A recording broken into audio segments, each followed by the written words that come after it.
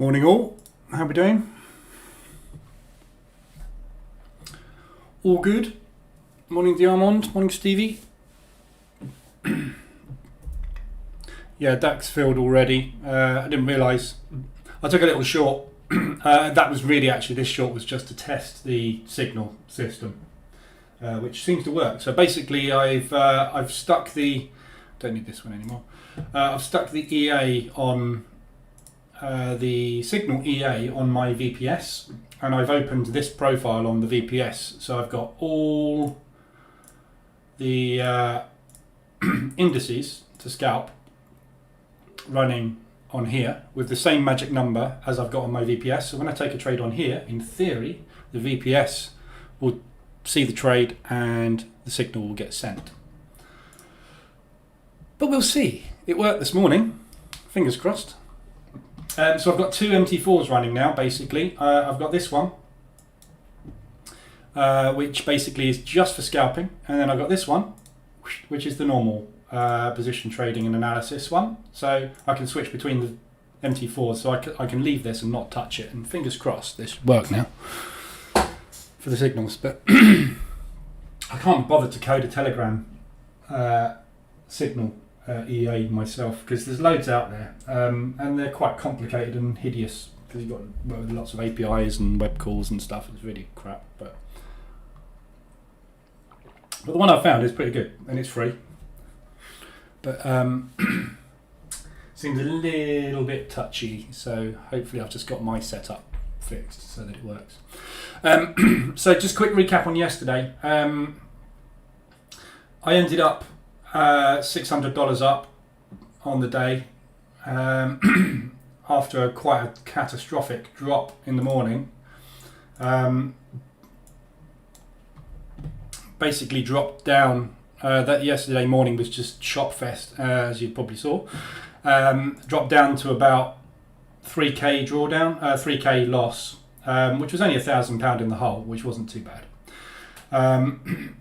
The Euro CAD trade and the pound US trade that I took yesterday worked out very nicely. That banked about just under £1,000.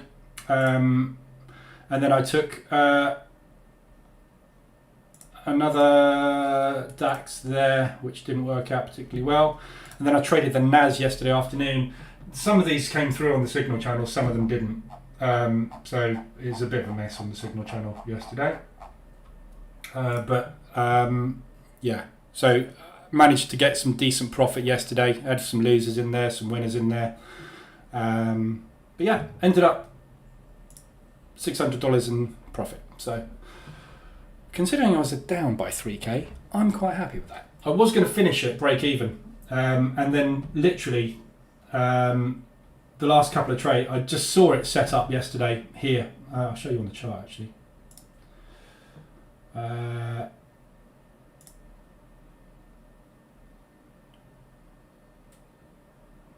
So I was about break even, probably, what's the time there? 4.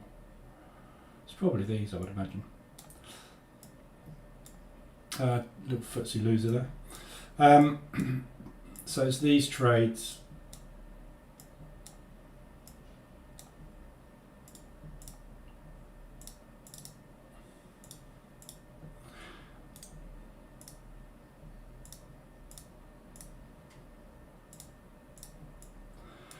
So I got in here basically. There they are. So yesterday, so this is kind of where I called it a day, I think. There, I was trying to play the next leg down on that. Took a couple of trades which I got stopped out on. Stopped out on a couple more there. Very small losses, just getting out quick, not taking a lot of loss. And then we pushed up by 1, 2, 3, 4, 5, 6, 7 candles, always straight up on M5. So I was basically sitting here watching this, waiting for a bearish candle to come in, and we got the bearish candle. So I took a short straight away on that bearish candle. Then it started to push down, so I added another one. and then it started to push down. We got another bearish, so I got out of one and got out of the second one there. But these had very tight stops above the candle high, so they were quite large contract sizes.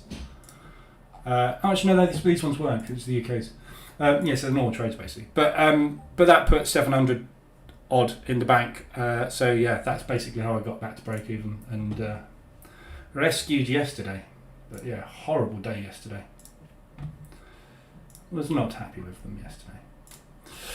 Right, so looking at the DAX this morning, daily's still a bit of a mess.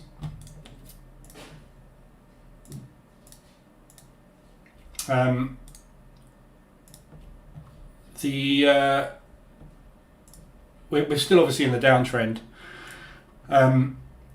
This was last week, obviously, with the bank holidays.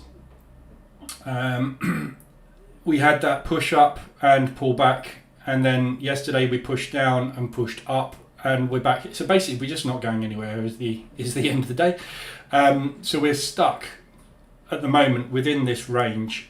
Unable to break out, so the market has no direction. So at the minute we've got no gaps to fill, we've got no directional bias on the daily, so literally we need to look at what happens at the open and take a judgment call based on that. So very difficult open this morning to know where to go. We've got no news this morning. Morning Andy, morning Peter. No news at all today, flat day for news. And then tomorrow we've got the ECB rate, so I'm banking on a rotation day today. With the rate coming out tomorrow, the market's going to want to see what happens here. I doubt very much you'll see a lot of positioning going in until we get some idea as to what the ECB is going to do. So very similar sort of data today to yesterday and the day before. I think we're going to have a push in one direction and then we're going to pull it all the way back. So it's which way they're going to go at the open is the question, which we obviously don't know. I've got a tiny little short one with a 0.1 risk, just to give it a bit of spice at the open. Sorry, that was the NASDAQ. I mean, it's all the same stuff, basically, the DAX. So the DAX, obviously, we're sideways. We haven't gone anywhere. We had to push down, push up, pull back, push down, push up. Everything did the same thing, basically. So we're stuck. So yeah, I'm looking for more downward movement.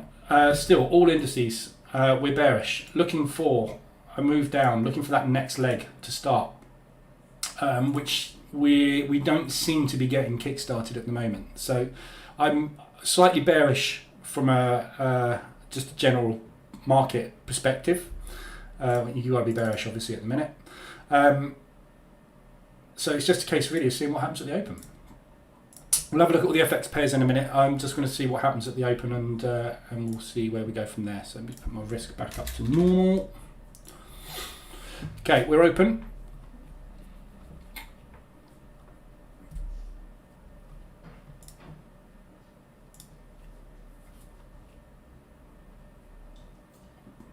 So a couple of potential moves this morning, come up, retest those highs. We've got a nice big propulsion gap to fill to the downside. We've got a propulsion gap there as well, already been tested. So yeah, looking good for bearish moves, I think, but we'll see what they make of the open.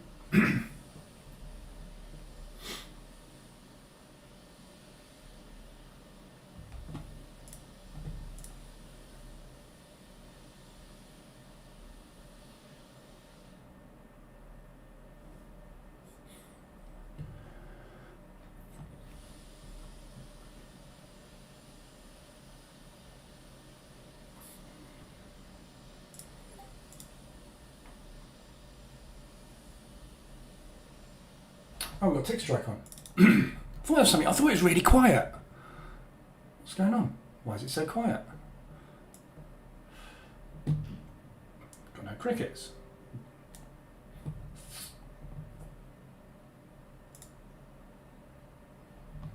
It's quiet anyway. That didn't do anything, did it?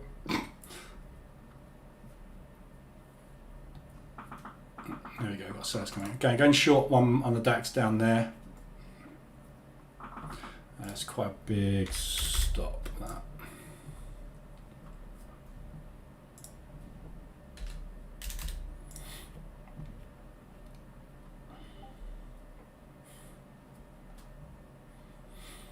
So watching these lows on the hourly at 14,577.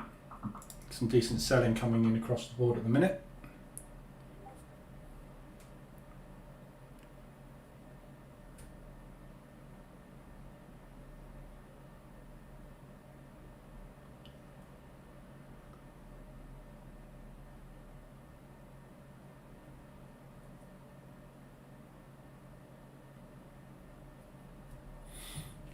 Fairly big opening range again so far. So just tapping into these lows on the M5.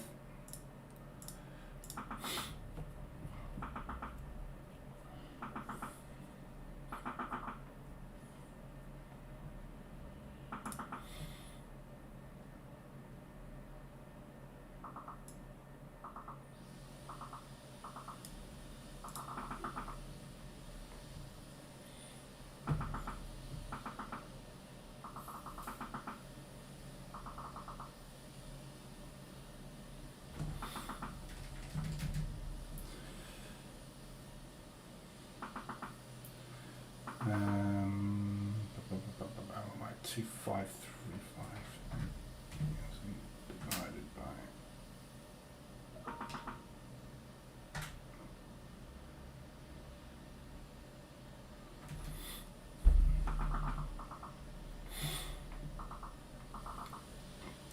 should have put a decent sized stop on that.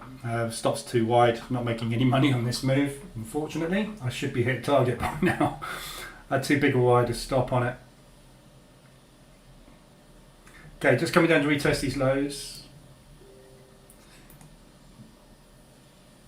14,560. So that's this level here, which is here. So this level there. So we've got 3 points, we've respected that. So it could be potentially a strong support.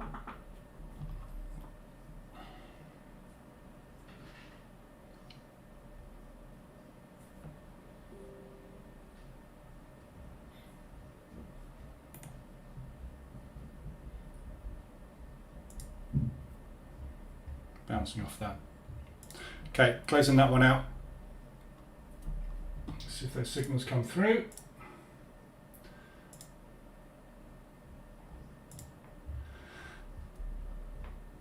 Looks like it.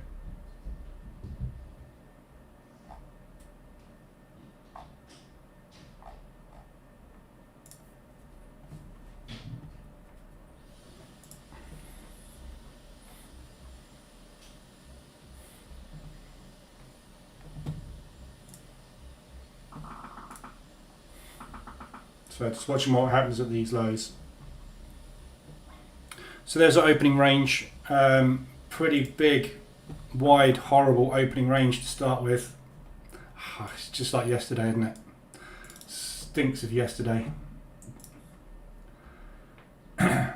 So we had the big, yesterday was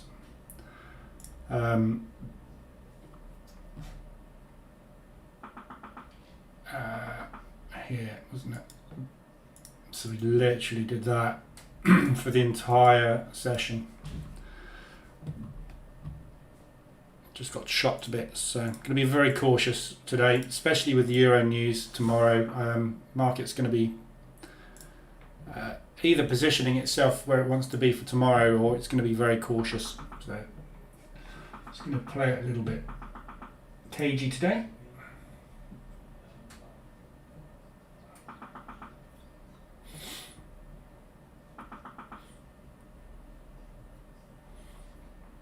Okay, so we've taken out that low.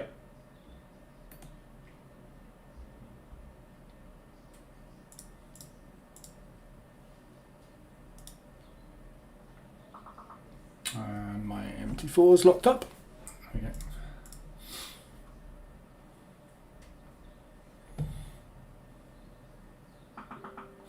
Morning, Shark.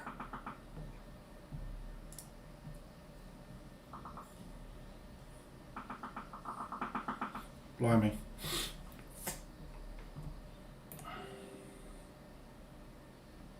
Okay, double bottom.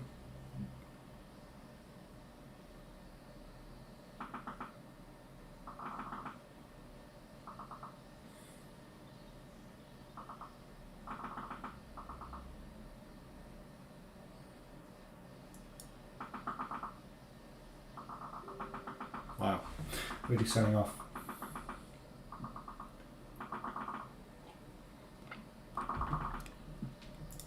Okay, so that's filled. So looking for a move back down into here. I'm not going to get on this. Don't really want to get short when we've just dumped that far. I'd like to get a bit of a pullback, so going to look for a bit of a pullback to see if we can get a short on. Morning, Jesse.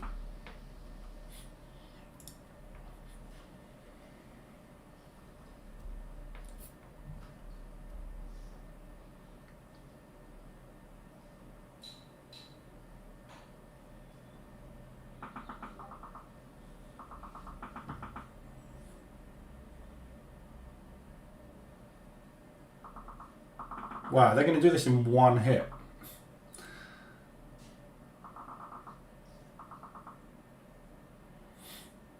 Blimey.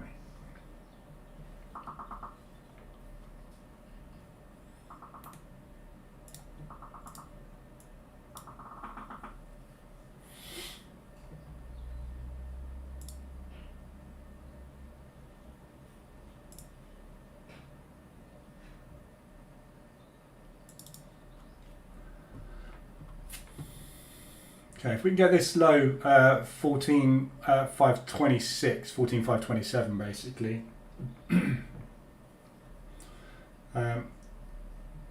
If we can get that, I might try a little long off of there, just as a retracement. But I want to see it have a reason to get some buyers involved.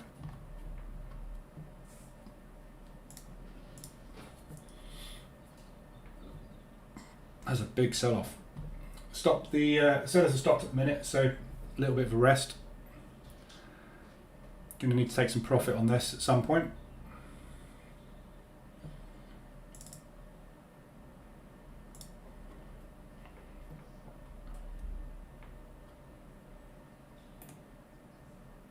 Wow, we've tapped into that level there.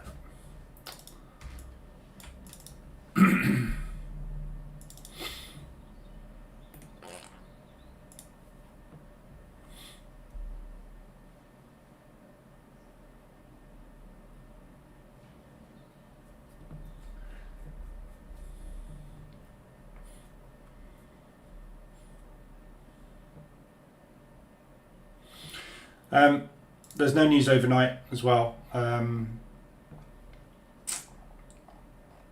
That's nothing exciting basically. Oh, I didn't see the Japanese one.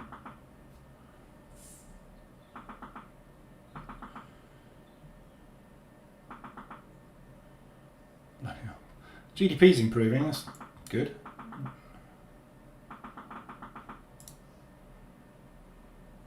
Yeah, forecasting. It's it's coming. The yen strength is coming at some point. They're going to step in at some point. It's all starting to improve, but it's very difficult to tell when they're going to do it. Jesus, this has not given us any ins today.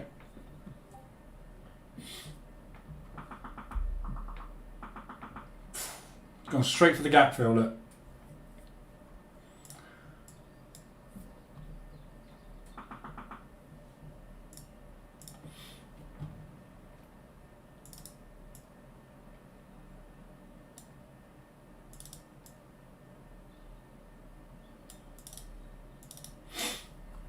Okay, 14,500 level.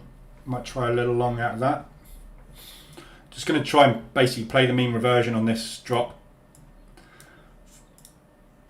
I want to see some buyers stepping in though, really. Should have held my short, shouldn't I?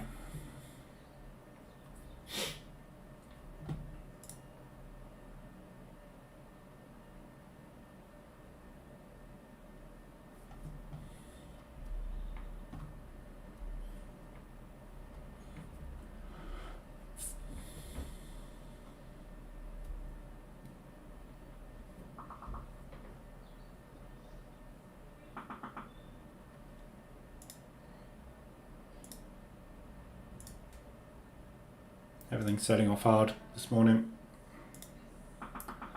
FTSE's starting a little bit of a bounce. So there's some buyers in the market on the FTSE. Nothing else at the minute.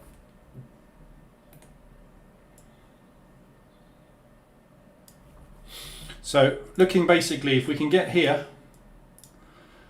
I'll get in with a speculative long somewhere around here. Stop will be under there.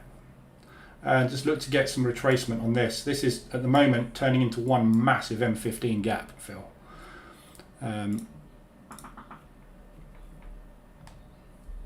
Talk about walk up the stairs and fall down the lift shaft. Yeah, exactly.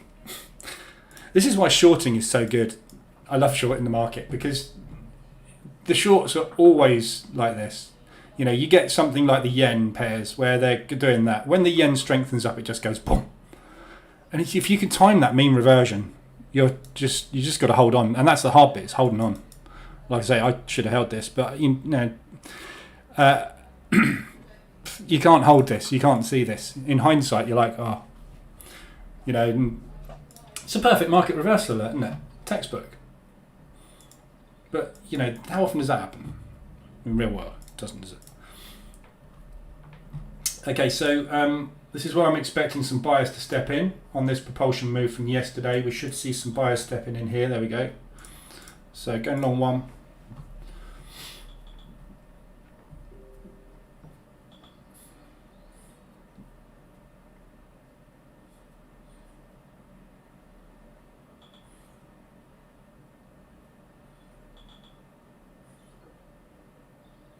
Not a lot. No buying on the DAX.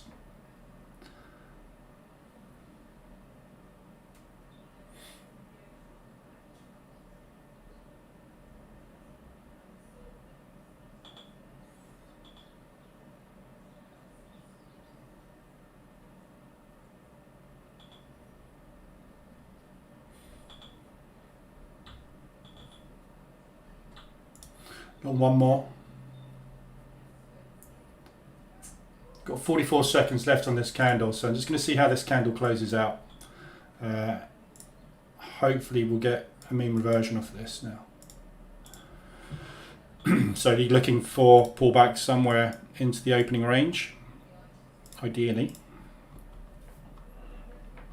If we get it. I mean, this is heavy as hell, so there's no guarantee this is going to mean revert at all. This could just come collapsing down this morning.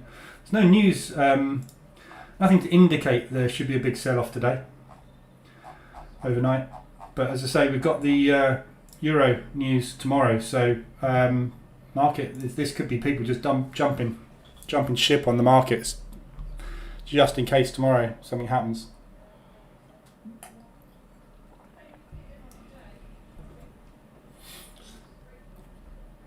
We're selling, pushing down, not a lot of volume, so there's very few buyers in the market. We're managing to push down on no volume, so very heavy this morning, as you can see. Obviously, talk about stating the obvious. Market's heavy this morning. Really? So basically,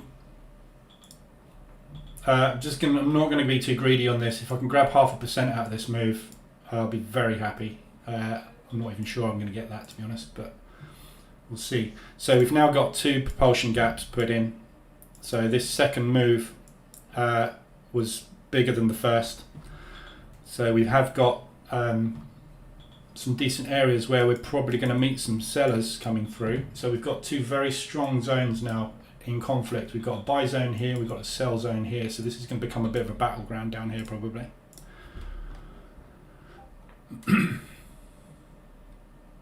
At the moment, obviously, there's way more sellers than buyers, so quite risky on this, but it's the only move I can see today so far. We'll have a look at the FX market in a minute. There's quite a few. Oh, I could have sworn there was ADRs this morning. No, I was obviously looking at the RSI dash. We'll have a look at that in a sec.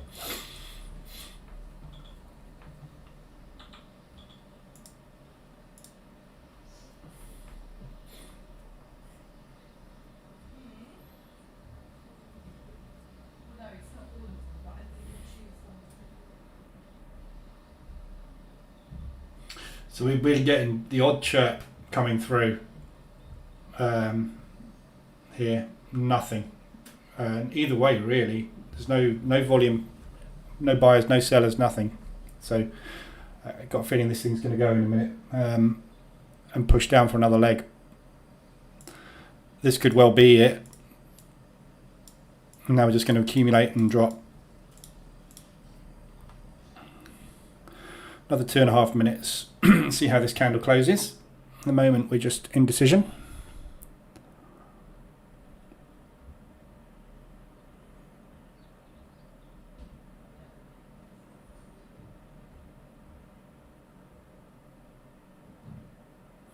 I don't really want to get stuck in chop like we did yesterday.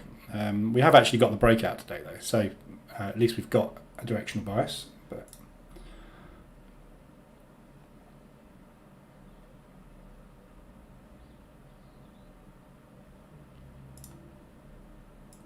so at the moment we've got a very big propulsion gap on M15.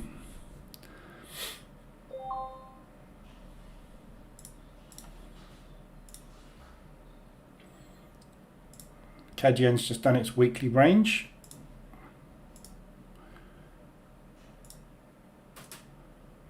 That's the way around. That should be that. Look at that again. Jesus. Okay, so that's somebody running up the escalator, and as soon as they trip, they're in massive trouble. That is massively extended. Where's my RSI? What?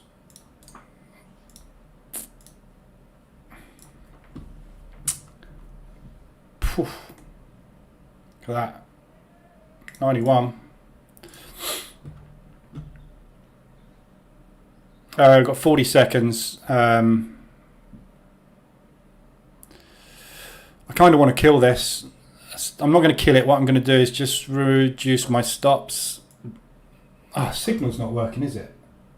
Oh, yes, it is. Yeah, it is. Good. Hoorah. I'm just going to reduce risk on these two. I don't like this, so just going to take less loss. Candle's about to close bearish, so I don't want to be in this.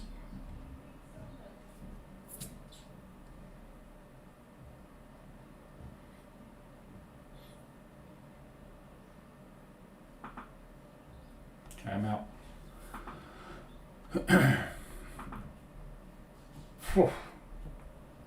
Tough morning.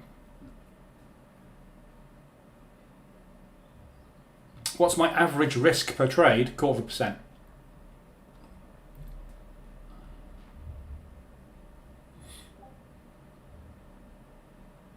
Somewhere between 0.25% to 0.5%, depending on how the day's going. Basically, if I see a really obvious, market structure playing out, or I see a really obvious mean reversion, like yesterday, there was a really obvious mean reversion on M5 yesterday. After this move, so I took 0.5%. Was it that one? Don't know. Was it that one? Don't know. Wherever it was. It wasn't on the. It was on the NAS, wasn't it? Not the DAX. Yeah. So there's a really obvious mean reversion trade coming up. So I took 0.5% because I was at break even basically for the day. So I just adjust my risk depending on how the day's going, how well I'm trading, how the market's looking. At the moment, I'm keeping it tight because I'm trying to mean revert a steam train. It's high risk, so keep the risk low. But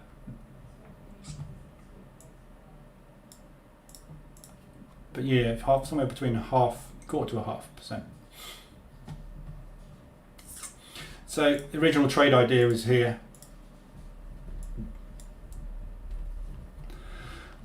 So if we can get this gap filled, I think we'll probably get a decent move at the moment. So we've got a massive propulsion gap building here. which they will want to come and retest. But I don't want to jump on short, because jumping on short, it's not a long way to go. And there's really not a lot of sellers in the market at the moment, or buyers. It's just very, very quiet. So if I was seeing constant selling ticking in here, like more strength than we got, I'd be more interested in shorting this, but it's a very, very slow grind down, which is not much fun to trade, so I'll leave that for a minute. Right, I'm going to set alarm up there. We'll have a look at the FX market while I'm waiting for that to get down there. Weekly range hit on the CAD Swiss. So this CAD movement is very good, strong at the moment. So no ADRs so far today. Don't think there's anything getting much close either. Euro yen. Some of these yens might get a bit close. Euro yen's getting there.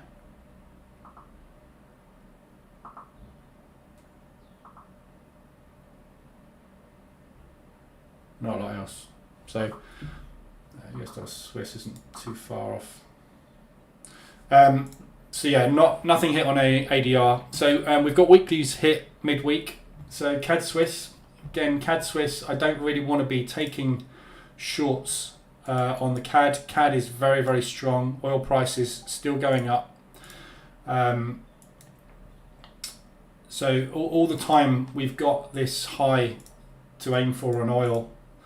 Don't really want to be shorting the CAD. It is going to pull back at some point, but it's probably going to continue as it is at the moment. So, you know, looking basically, this high is different MT4. Let me just get my lines sorted. So this high is where I'd be looking for some kind of reaction. We're very nicely extended above the 80 at the moment on the RSI and the 4 hour, so we are ready for a pullback. Yep, so we should be looking for some kind of pullback move. When it's going to start is difficult. So this is not really a propulsion gap, this one here. US dollar yen's just hit its weekly as well. Really weak yen again. That all the yens are lighting up on the weeklies. So if we can get up to there, that's a good level to start taking some shorts. Basically, we're massively extended. We've had this big, strong run up with no profit take move whatsoever. I mean, even if it's a small profit take move, that sort of thing. We've just got a little bit of buying coming in down here.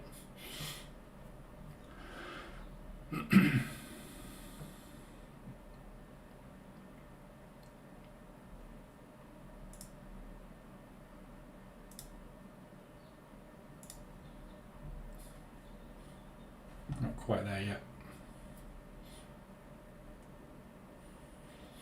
Quite.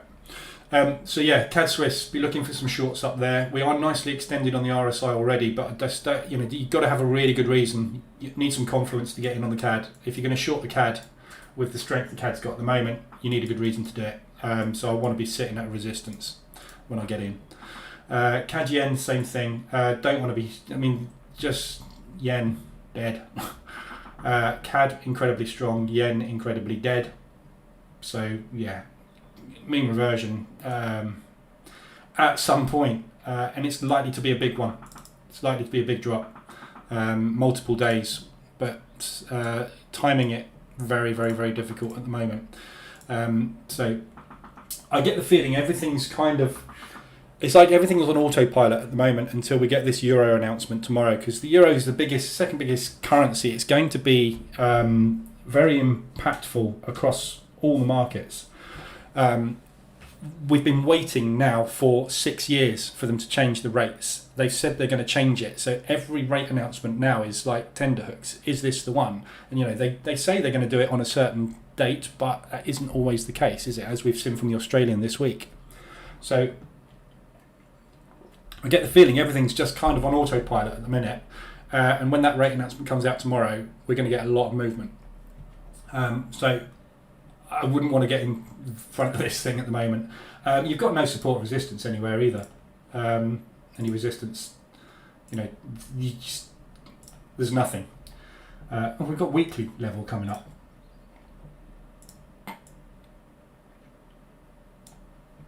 So that weekly high, that's right. Okay, well we haven't got a level coming up. What is that? December 2004. So that's nearly decade old resistance. That's all we've got. So that's worth a punt, isn't it? Sure. We're going to get a reaction off of that in all likelihood. So there's your CAD yen resistance off of the 10-year-old weekly. How strong is that going to be? Who knows? Could just fly straight through that, couldn't it? Jesse just closed CAD yen long scalp off of a breakout. Yen continues to be super weak. Yeah. If you want to get into the yen, you want to be long in it. Definitely at the minute. Just double bottoming. Seeing a bit of buying coming in off this double bottom.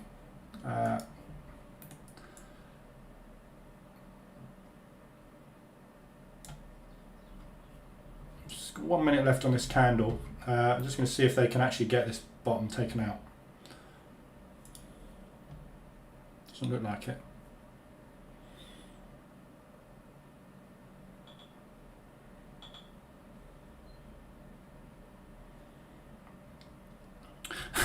Stevie, guess who's short on the CAD yen? Short in big drawdown. I'm selling when we get a 4-hour reversal up at the highs out of Euro Swiss with profit. Just waiting now. Good. Yeah, got out of that Euro Swiss in the end. That's awesome. Their drawdown is temporary. Yeah. It's going long one.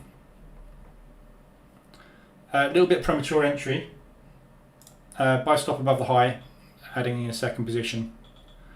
We've got some buying coming in. We're struggling at these lows. We've got lots of rejection. So that initial rejection that I traded, we are getting a lot of buyers stepping in down at this level. So obviously anywhere in this propulsion gap here,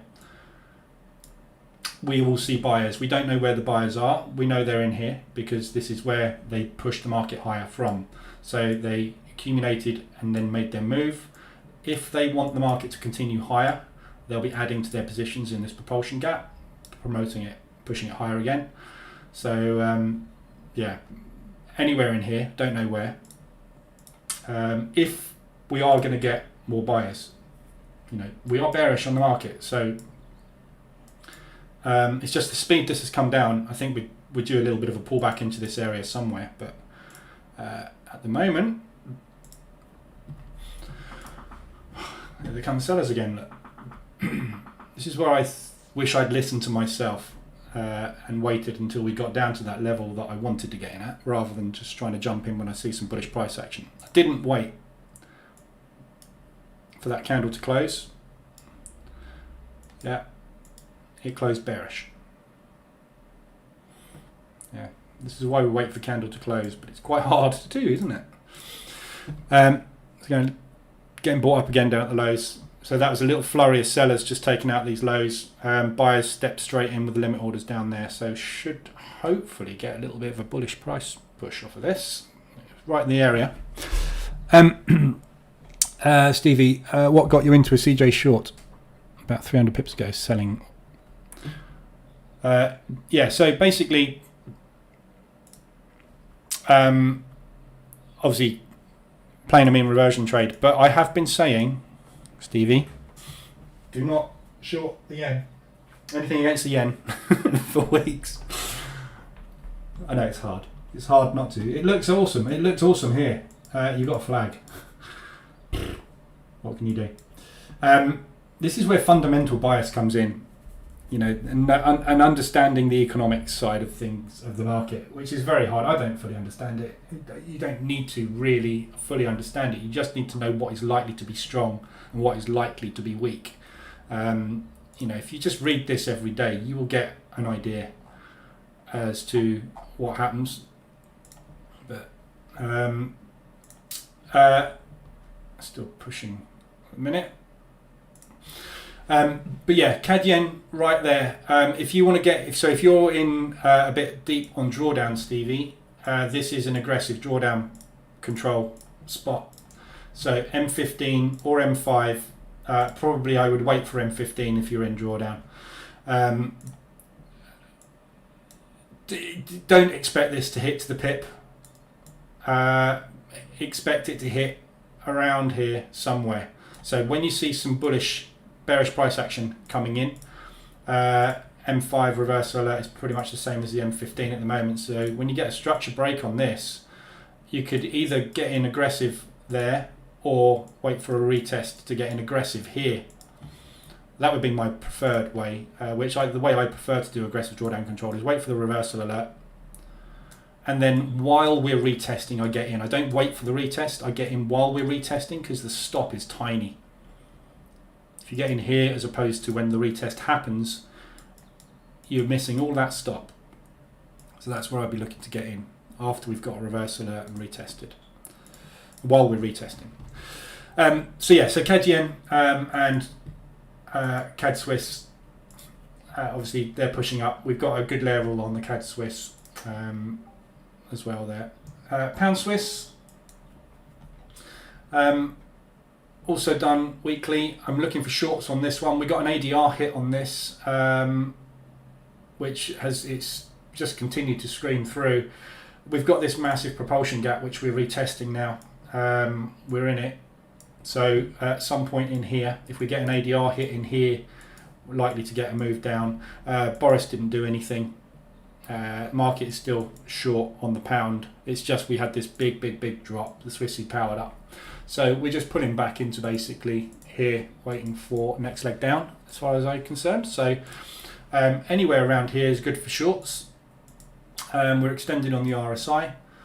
So looking for some kind of short and then move up and push back down. Now it was stalled completely down here at the minute. Might get stopped out on this one.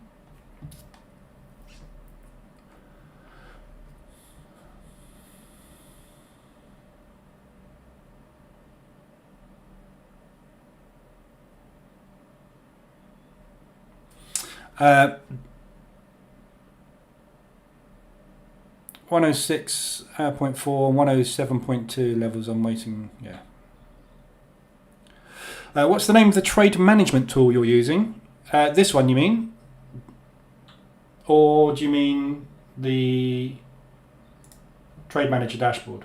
So this is Trade Manager dashboard. And this is an EA called Price Action Toolkit. Both on the website.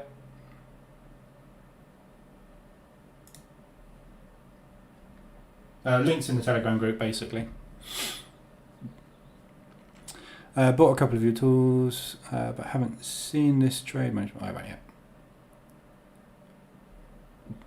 yet. So I trade mean reversion. Go and watch the bootcamp, Jesse. You obviously haven't watched the bootcamp. There's a 5-day bootcamp on YouTube. Position trading, which shows you how I trade. If you want to. Don't have to, obviously. Just getting stopped out on that. Long.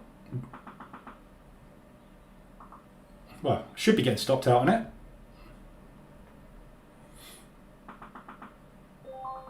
Oh, that's that one. Sorry, yeah. There we go. Okay, just going to move this pending down above that high.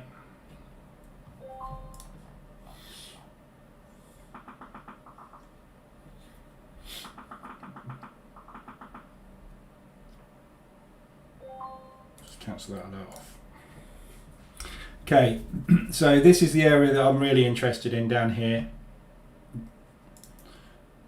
So taking one long,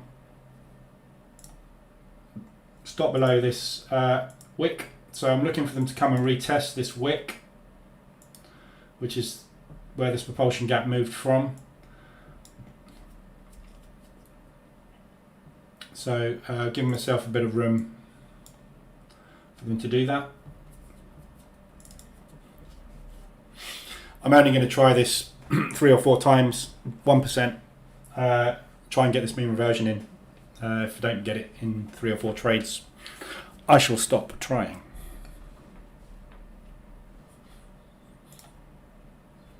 Right, going back to FX.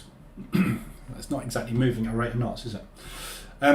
So pound Swiss, obviously looking for shorts on this at the moment. Anywhere in this zone, we've got loads of room at the moment. We're nicely extended on the RSI.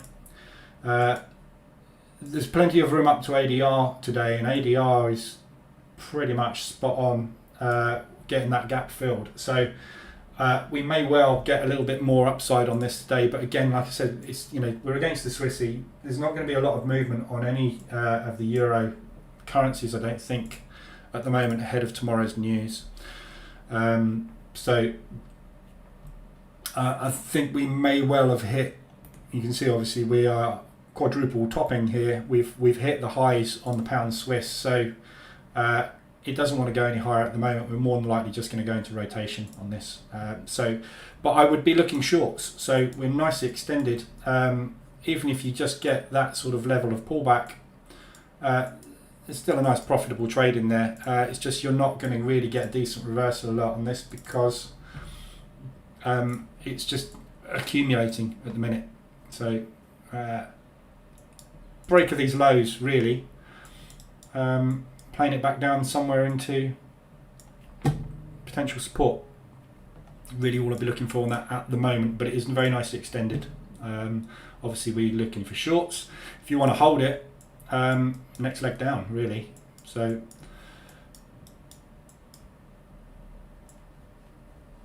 looking for a continuation move to the downside. Pound yen, we've got extended as well. Obviously don't want to get in the way of that, but again, yen just approaching that 167.900 level. Oops, wait, no, that's the level. So this zone here, ADR basically today on the pound yen, potentially nice reaction point for a reversal trade.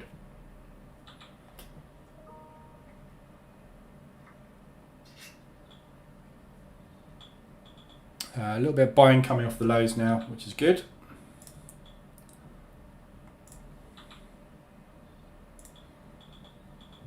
Second position triggered. What's that tapping sound, Shauk? This is called tick strike. Basically, tick strike allows you to hear order flow in the market. So at the moment, I'm monitoring the S&P 500, the Nasdaq, and the DAX. So this is bullish order flow. So this is people buying.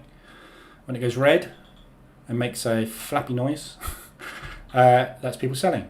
And I'm also monitoring when the US market opens. These are the main stocks in the S&P and Nasdaq, top 10 stocks.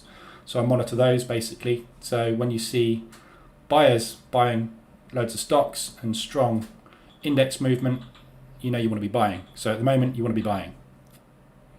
Gives you a little heads up before it happens. So what you'll often find is you'll be pushing down hard like this.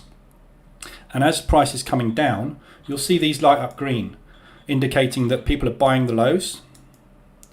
Yeah, and eventually these sellers that are selling into these buyers will puke, and you'll get a move like this, where a mean reversion starts or a trend direction change starts. So that just helps me to visualize what's going on in the pit, basically. Although pits aren't really a thing much anymore.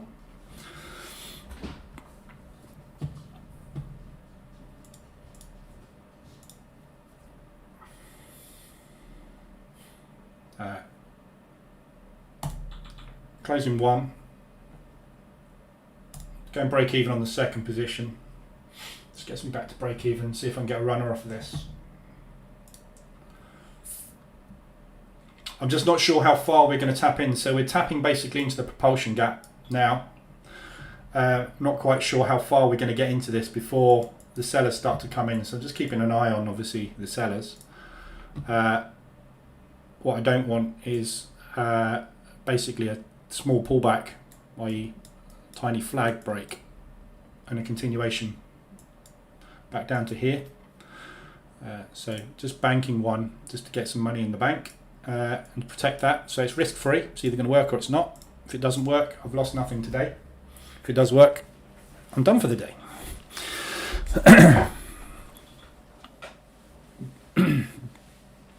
Yeah, I mean, Tick Strike's brilliant. I don't. I used to use Tick Strike years and years ago when I traded stocks. I traded stocks for years, and I used Tick Strike religiously.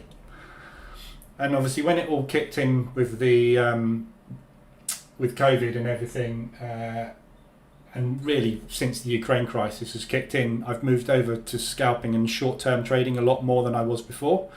And indices are the best thing, in my opinion, to scalp because you can. They're more readable than the FX market, and you know when they're going to move. So I know the DAX is going to move at 8 o'clock in the morning. I know the Nasdaq is going to move at 2:30 in the afternoon. So from a trader's perspective, you've got one decision to make: long or short. The timing element is taken out of the equation. With FX, it's going to go long or short at some point because it trades 24/5. You don't know when that is going to move. And yeah, you can say, well, when the market opens in the UK, yeah, the pound will start to move a little bit more, but it doesn't move like this. So indices are the best thing to scalp. And this tells me what the market participants are doing, because obviously indices have a centralized exchange at the CME, whereas Forex has no centralized exchange. So this is every single order being exchanged on the futures market right now. I can see it happening. Whereas with scalping on FX, you can't do that. So that's why I use Tick Strike. And I used to use it all the time when I was scalping Nasdaq. I used mainly Nvidia. I used to trade Nvidia, Amazon, Apple, and Netflix were the 4 key stocks I used to trade, and I used to trade gappers, all on M5, M1, and I used Tick Strike for that. So you see this thing light up, and you see nothing but green all the time. Very little red, and the odd flicker of green, the odd flicker of green, the odd flicker of green. You're going to get this type of movement happening. Sorry, of red, if it was red. If it was green, you'd get that movement happening. So it's just basically saying, you don't want to be shorting it when I'm flickering green. You don't want to be longing it when I'm flickering red all the time. And you'll get a massive dump. Like you'll hear this thing get louder, and that's a massive dump. It's when someone's just dumped 10,000 contracts short on the futures market. You know damn well they are not going to let that thing go up. They're 10,000 contracts short. When that thing comes back up, it's going to dump. So you see a massive dump coming on this, and then you see a few buyers trickling in. You want to be selling into these buyers, because at some point the guy that dumped those 10,000 contracts is going to dump 10,000 more and add to his position. So this is a really good drawing, isn't it? Very illustrative of the market, complete chaos. But yeah, basically that's what Tick Strike does. If it's $99 a month. You get a 7-day trial of it. I'm not an affiliate for it or anything. Just go and sign up if you want to. But use it for a week. Watch what happens in the market, and watch what happens with this, and you will just become tuned into this. So I'm hearing it. I'm doing something else in here, and I'm hearing a load of buyers coming in, and it tells me to go and have a look at my charts, because I can hear there's a change in sentiment, and therefore there's an opportunity to trade. If this is flat, nothing's happening, I'm not interested, because you can't trade it because it's not moving. So, and obviously there's no commission, as Jesse's just pointed out. Low spreads, no commission on indices. So yeah, where were we? Pound yen, looking for shorts there.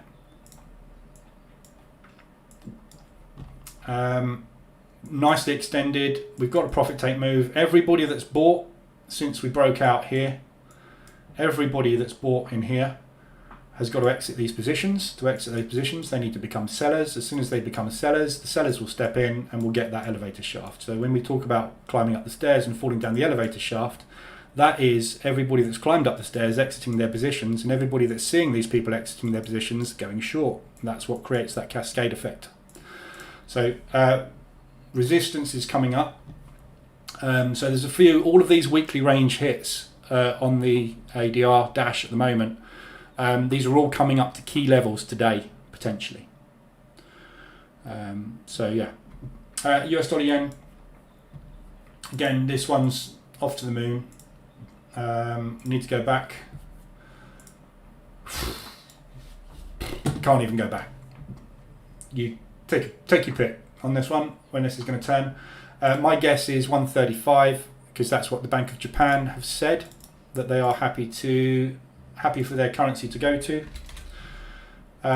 So 135 is kind of the key level I'm watching. So you want to long it up until 135. That's roughly 1.5 ADR away from where we are at the moment. That's where I would be looking for some kind of reaction, 135. And again, same thing with this. We've had a move, we've had a tiny profit take, move, tiny profit take, move, tiny profit take. This is going to continue until the Bank of Japan steps in. And when the Bank of Japan steps in, this is going to come down like a house of cards.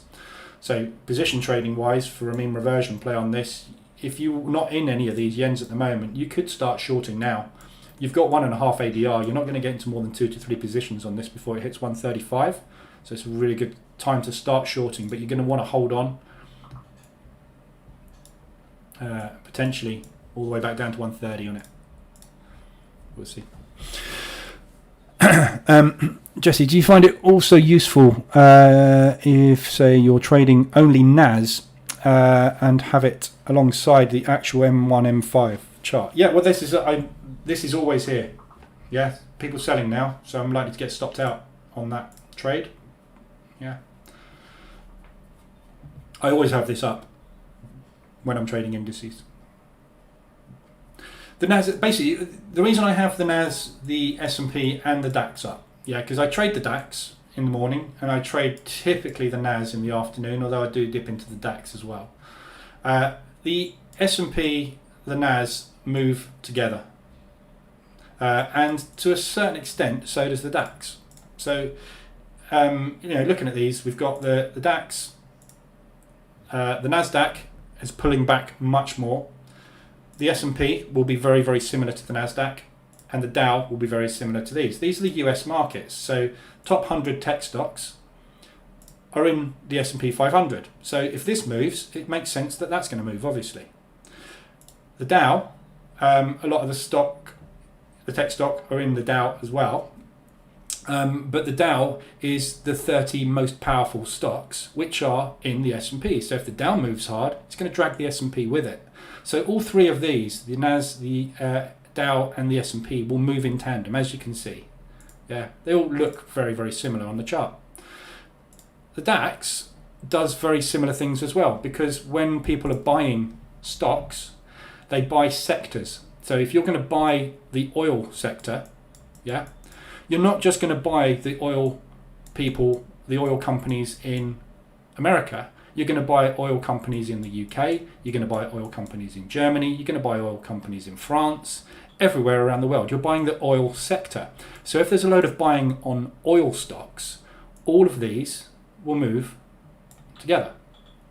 So the whole stock market moves in tandem. The reason I have these three open is if I see a load of buying in the NAS and the ES, but I don't see it in the DAX, 9 times out of 10, the DAX will move the same way as these guys have, because people are buying stocks. Generally, they're buying the stock market. The DAX is part of the stock market, the global stock market. So they all move at the same time. You saw the NAS, the ES, and the DAX all went green, yeah? Because institutions are buying up sectors of stocks, and those stocks will be across multiple indices.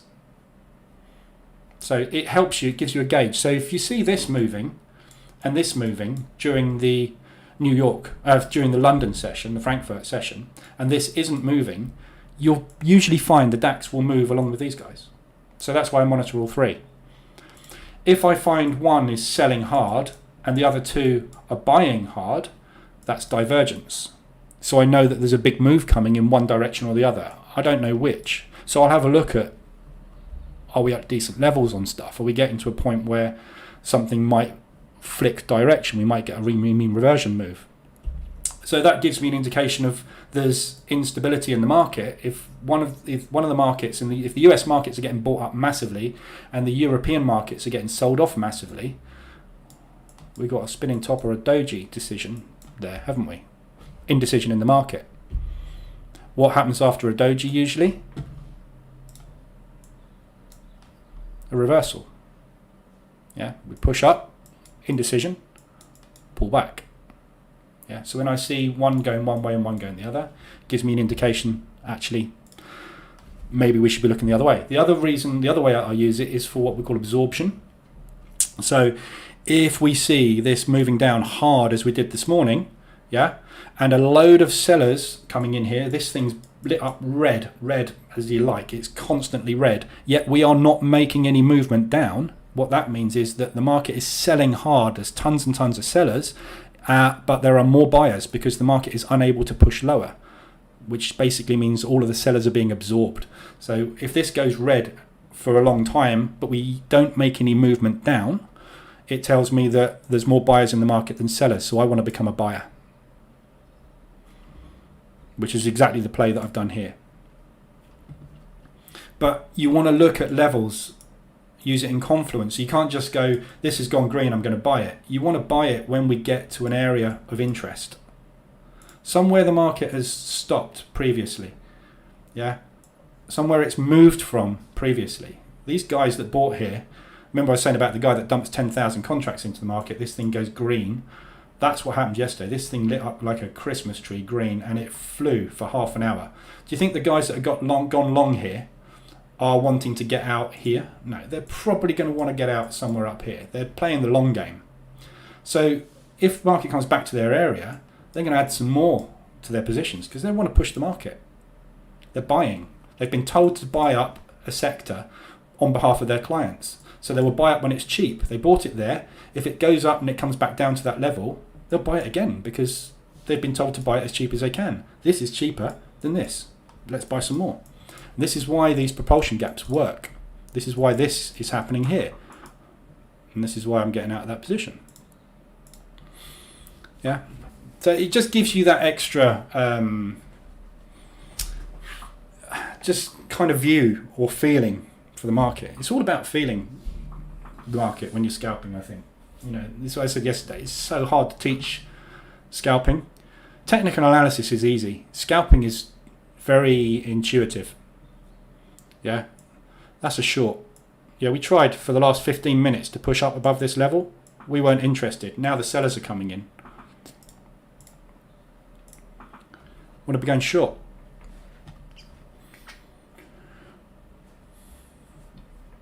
But if I see these sellers stop and all of a sudden a load of buyers coming in, we're probably going to go into a rotation. And I don't really want to be in a rotation because you just get chopped around as we saw yesterday.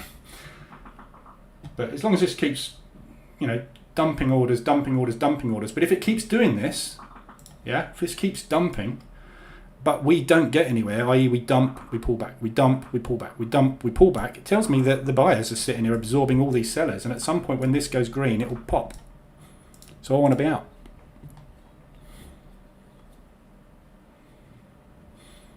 But anyway, that's how I use it. There's a lot of uses for it. Anyway, I diversify.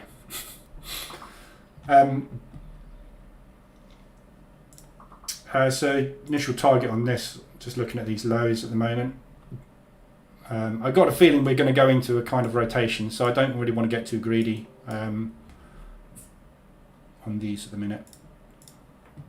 See, there's not a lot of movement in the market as well. And that's the other useful thing for this as well. It tells you when the market's moving and when it's not.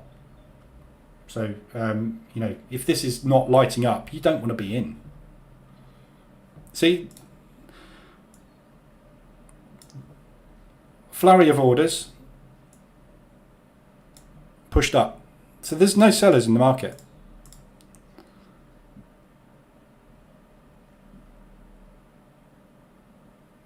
People have sold, but there's more buyers because all those sellers that dumped those large amounts, these is large orders we're seeing, not every order, we're seeing large orders coming through here. all those large orders are all getting absorbed by tons and tons of buyers at the minute. So looking at market structure, potentially that's what we're going to see.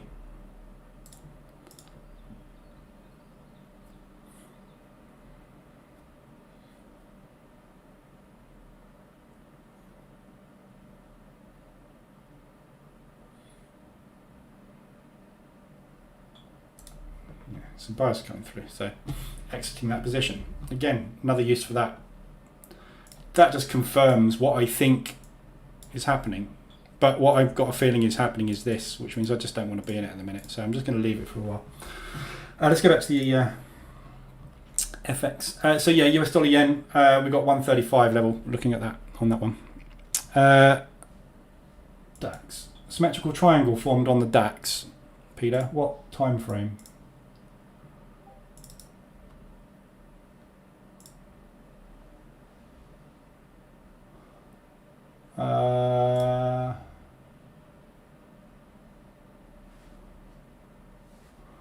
I don't see a symmetrical triangle.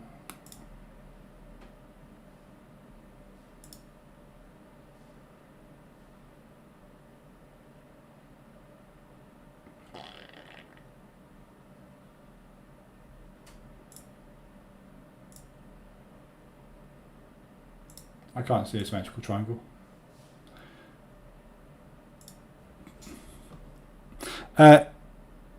It must go crazy at the New York Open. Yeah, at the New York Open this thing goes nuts.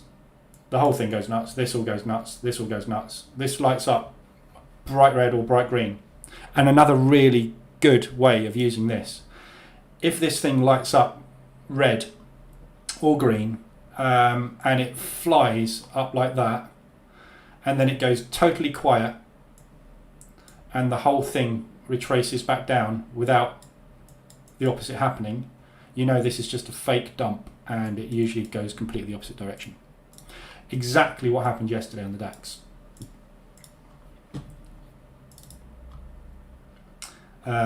Here. So I traded this yesterday.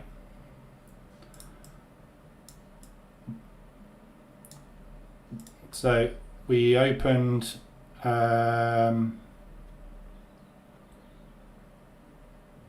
sorry, not on the DAX, on the Nasdaq.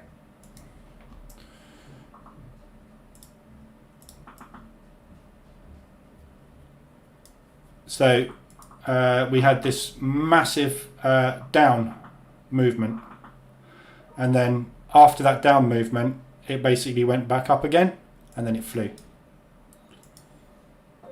And then we had the same thing here, loads and loads and loads of low buyers, no sellers stepped in, it went dead quiet, retraced that whole candle, so I shorted it there. So I longed it here, I shorted it there. I missed that completely, but I got that.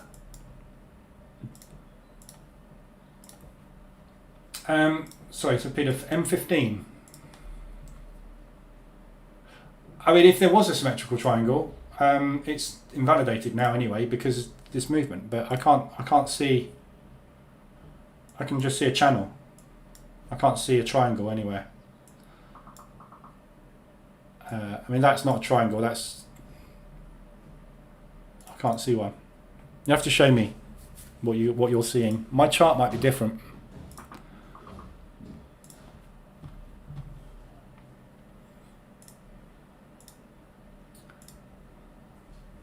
Shouldn't have stopped out of that one. Never mind. What have I done today? Got nowhere today. Tough today. If we get back down into here, I'm going to look to buy up again. So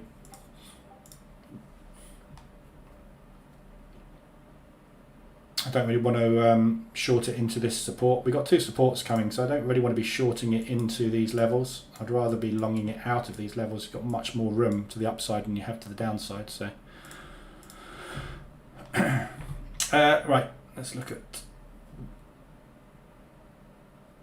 at my symmetrical triangle indicator. Painted it on the chart.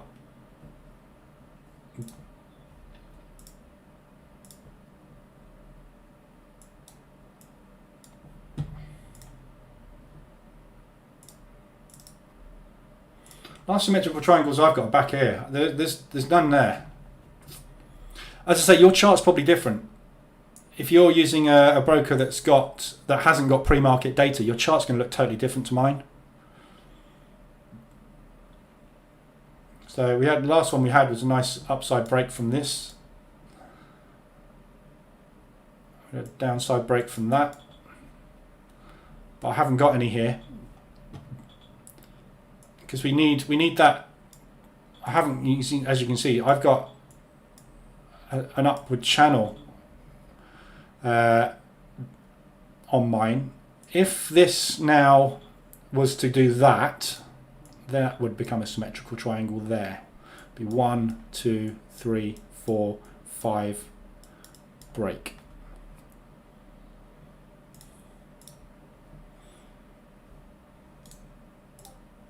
But it's all down to data, and this is why it's so hard. Any indicator, any backtest you do, 100% on data. If your data is 10 pips out to my data, you're going to get a completely different thing, which is why everybody has to trade their own charts. You trade what you see, you get in based on what you see, and you get out based on what you see. I got taught that a long time ago, and I didn't believe it. I was going, when I was one of the mentors I was with, and his mantra was always, kept saying, trade your own charts, trade your own charts, trade your own charts. But my charts look different to yours. Yes, so trade your charts. And I didn't realise what he was trying to say at the time was, it doesn't matter what my charts look like, and it doesn't really matter what your charts look like. Basically, what's going to happen is you're going to hit one of those buttons, and it's going to go up or it's going to go down. The reason for taking the trade is irrelevant. If you are lucky enough to time it when it's about to move, well done. If his support is there and my support is there, I don't hit the button because I haven't got to here. He hits the button and makes some money. When it gets down to here and I hit the button, I make some money. Charts are just different with different brokers, and you trade your charts. We know that certain conditions, when met, mean certain things happen. We know that when we see this pattern, symmetrical triangle, if I don't see a symmetrical triangle on my chart, but you do because of your broker, what your broker is showing you is price contraction. Yeah, if I don't see the price contraction because my data's different, doesn't mean that price contraction isn't happening. I just can't see it because my data's different. So if you see a price contraction ready to break, take the trade. I just won't see it because my indicator's not showing me it. But I'll take one that you won't take, and I'll make money on that one because you won't see it. There's 1,000 opportunities a day, so you just take whichever, don't you? Everybody's always looking for the pinpoint indicator, aren't they? And I looked for it for years, for that indicator that would show you exactly what is going to happen, when it's going to happen, and it's just, get in when it looks like it's an opportunity. Get in. If it's been moving this fast, this hard for that long, get in. It might work, it might not.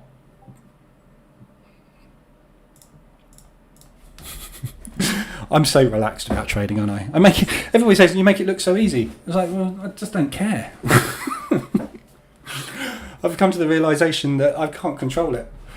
So therefore, I just get in. I'm either going to get in and time it just as Barclays decided to get in as well, or I'm not. At the end of the day, that's what's going to move it.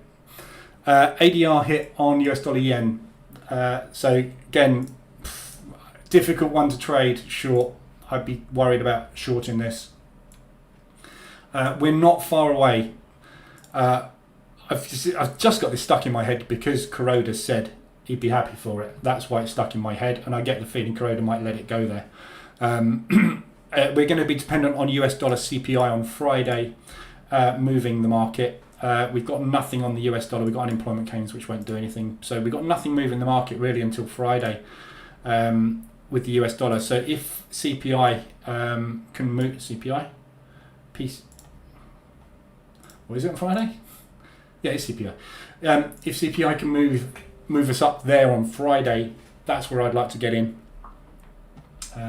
But we need to get up there first. So yeah, ADR hits. Those are all pretty good opportunities. But you're kind of around the area on all of these yens where we will start to see some selling starting to come in, i.e. some powering up on the yen, but probably only short term. So I would be very careful with them and just scalp them really, or build a position on them, but have a view, to getting out.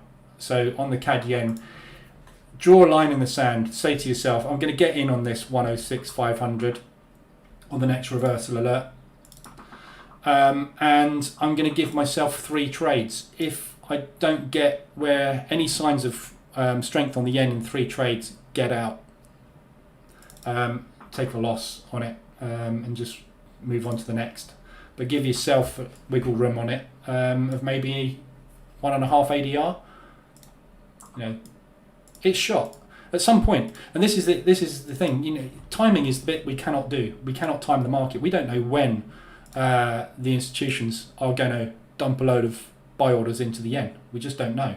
So we've got to be in the yen, ready for when they do it. And when they do it, we're going to wake up one morning and go, "Holy cow! I'm 3% in profit." But if you try and get in after that move's happened, the chances are it's just going to be a pullback on another leg. You want to be in it, ready for the move. So after this type of movement, an entire week where we have just gone north on this thing, there's no profit take moves in here whatsoever. So they are going to be looking to get out of it. We're now 1, 2, 3, 4, 5, 6, 7, 8 days into this move. 1, 2, 3, 4, 5, 6, 7, 8, 9, 10, 11 days solid up. You can't tell me we are not going to get a pullback on this soon. Yeah. And look at the last pullback we had, 3 days. Even if you only get 3 days out of it. Yeah, we just don't know when. So get in tomorrow, get in the day after that. Get out later. That's what we can do. So there's your ADRs and weekly hits today. We've got a few hourlies as well. I don't think there's much point in me covering the hourlies because, they're all 4 hourlies. So I'll whiz through the 4 hourlies because all the hourlies basically are extended on 4 hour as well. There's a lot of them. So Aussie dollar Swiss. We've broken the highs on this one.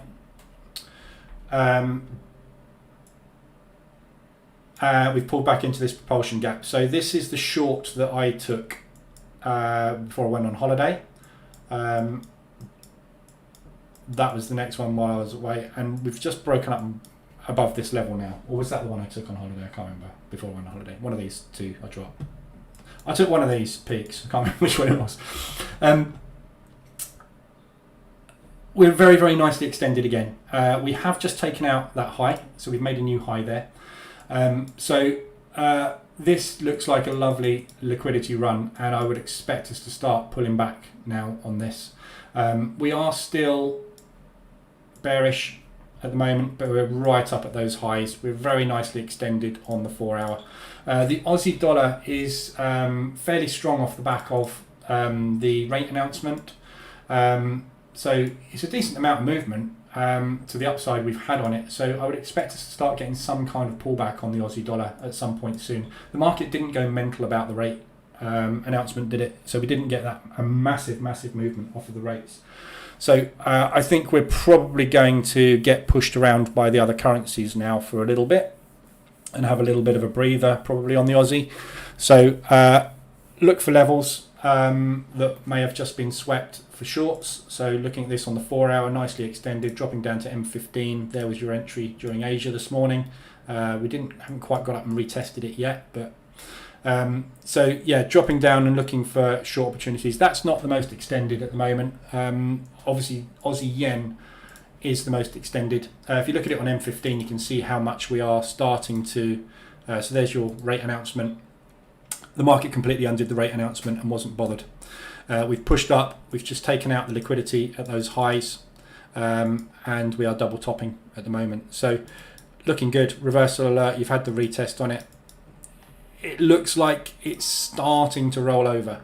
But again, this is the yen. We don't know when the yen is going to turn. From a daily perspective on this one,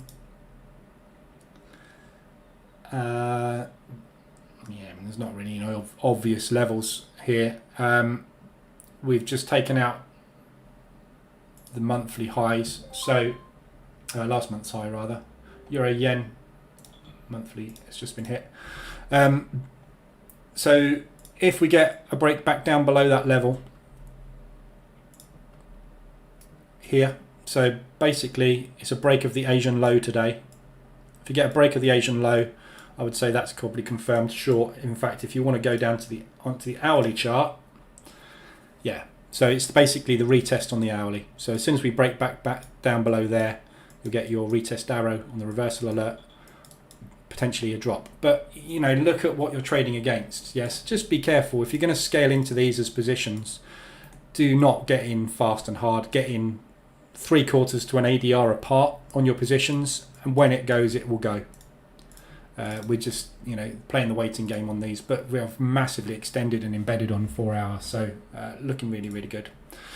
Aussie New Zealand as well. Just breaking these lows. Okay, so this is what I'm interested in getting in down here.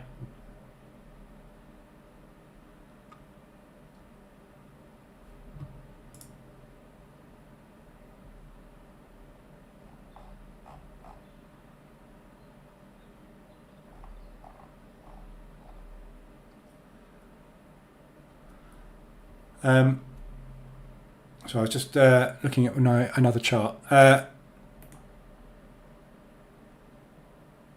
we've just tried to crack this low again. We'll see if basically we get a rejection at these lows and hold. So got another minute on this candle. If we get a decent rejection here, because we basically saw that big sell order come in, crack that low and got rejected. So the buyers bought that up. You'll find in the markets there'll be a load of the banks have got limit orders set mostly. That's how mostly the banks trade, with limit orders. So they'll have limit orders set at these lows. So as soon as it hits that, they'll buy it. They'll just buy up the lows basically. They just keep buying up the lows with the algorithms until that move starts. So looks like we're getting bought up at these lows. All those sellers just got absorbed down there. And this is the zone I'm looking at. We're a bit far away from it now. We've got 200, so that's enough room.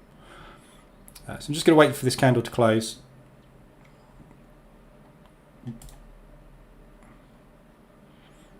It's a bit tight for a buy stop, but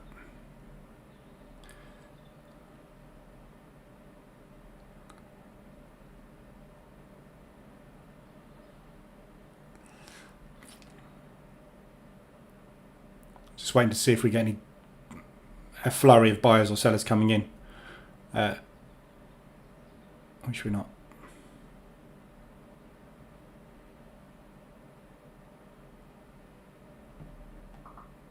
Okay, so we've got a little bit more selling coming through.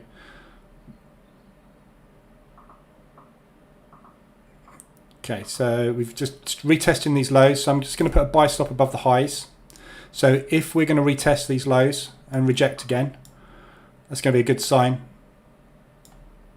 of rejecting this area. I'd love to see them come and test this wick at 44.88. But so if this rejects now and goes to a green candle, I'm in on one position. If it follows through, then I'm in my second long. So I'm just waiting for some strength, really, just positioning myself ready for that move out of here, if it's going to happen. Obviously, we don't know if it's going to happen or not.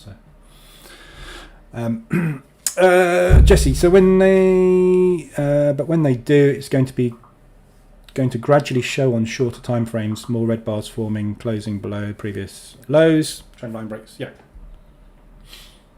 that's what the reversal alerts indicator is for, basically. It shows you market structure breaks. So this is exactly what this does.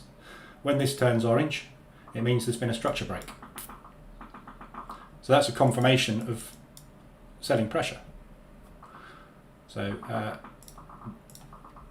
selling in again.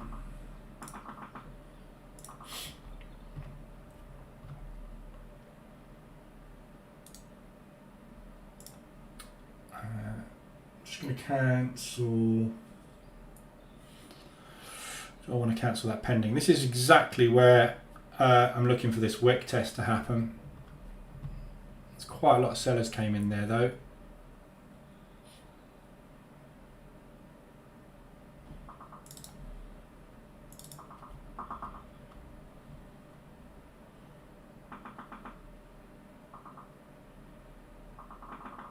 No.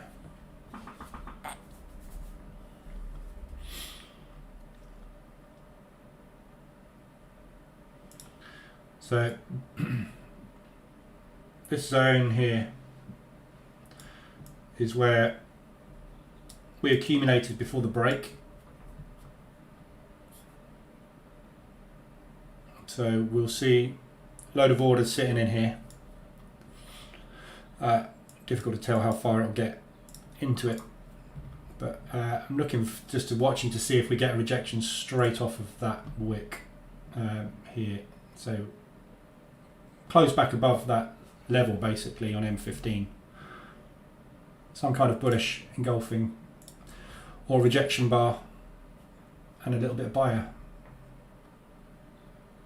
power would be good. Morning Profster, you're late. Slap on the wrist. Right. So Aussie dollar yen, obviously very, very extended 4 hour. We've been embedded since here. So yeah, I mean, this thing's obviously flown on the yen weakness. Same with all the Aussies. So looking for shorts starting. So M15, you've had your reversal alert, you've had your retest. It's still accumulating at the moment, but any kind of break back down below the Asian lows will give you a confirmation of a reversal. So just keep an eye on basically. Aussie dollar, New Zealand dollar. This one is very, very, very bullish. We're very, very extended now, ready for a mean reversion on this. So we've got this big propulsion gap that's just been put on H4 off the back of the news. We came back down and retested these highs, which has caused the propulsion gap. So looking for a mean reversion, pull back into there, and then potentially another move up. There's no reason why the Aussie should weaken against the New Zealand, so I would expect to see this continuing. So any kind of RSI extensions to the downside, obviously we want to be buying them up, but you're not going to get them. The 24.72 bounces on this one are not happening that often. So if we get anywhere near the 24, yeah, I want to be buying it up. But from a mean reversion perspective, this is looking pretty good at the moment. So we pushed up on the news. We've tried to retest it. The market said no. We've tried to push up again this morning. The market said no. So it's looking really heavy. Looking for somewhere in here for potentially another move up, or we could just do this sort of movement and consolidate for a few days, which will bring the 24 up underneath us, ready for that next move to the upside. So Aussie dollar, New Zealand dollar, looking good for mean reversion at the minute though. So you've just had a reversal alert. Oh no, you haven't because of that. Yeah, you're not going to get one, are you? M5, M15 because of the news spike, you're not going to get one. So literally really simple. You've got a double top. You got liquidity sitting there for anybody that's shorted it since the news spike. It would be obvious play for them to come and take that liquidity and run. So get in now, get in with the second position up there, assuming they're going to do a liquidity run and drop back down to fill that gap. Would be my play on that one. But obviously just be aware, obviously we don't want to wait too long because it's likely to push off again from the lows. CAD Swiss we've covered. We've got the highs, looking for a double top. CAD Yen, we are there. Right, so CAD Yen, right now, we are sitting on that weekly level from 2014. So we tap straight into it. And we're rejecting. This isn't going to signal. I don't think. We'll check the signal channel, see if it does signal. No. So as I suspected, you've got to have the chart open for that EA I've got running to do the signals. Otherwise it doesn't signal. So I'm taking a short up there. I'm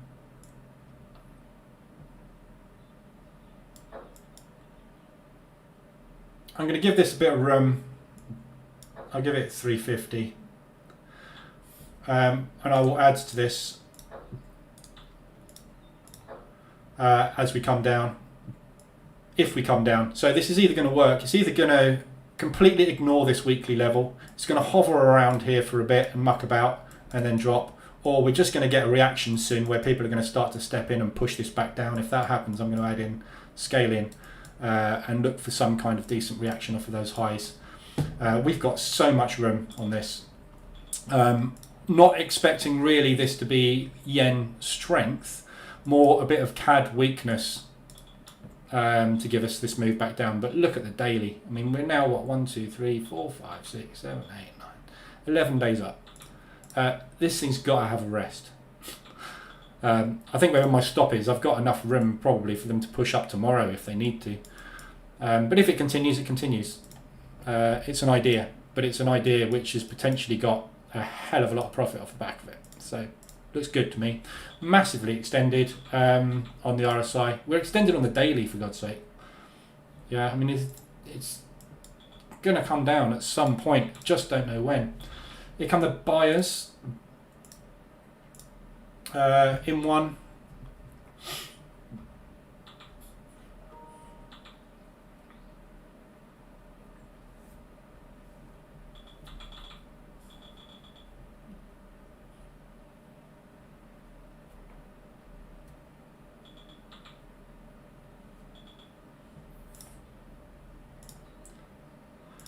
So just bought up straight out of that zone.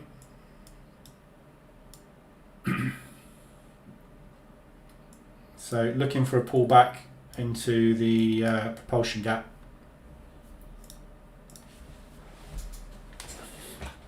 You're going to need some buyers though, not a lot at the minute.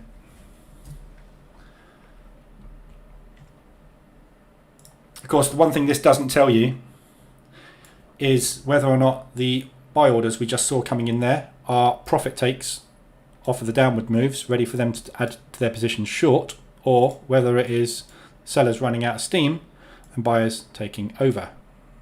That's the one thing you never know.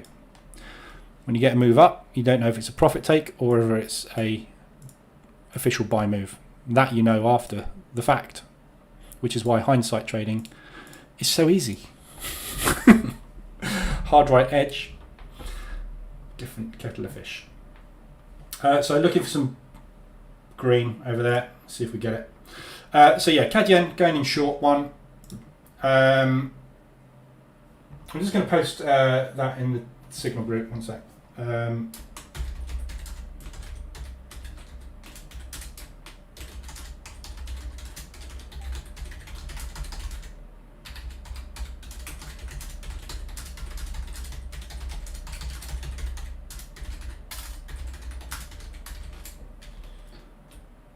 Just quickly post the chart, one sec.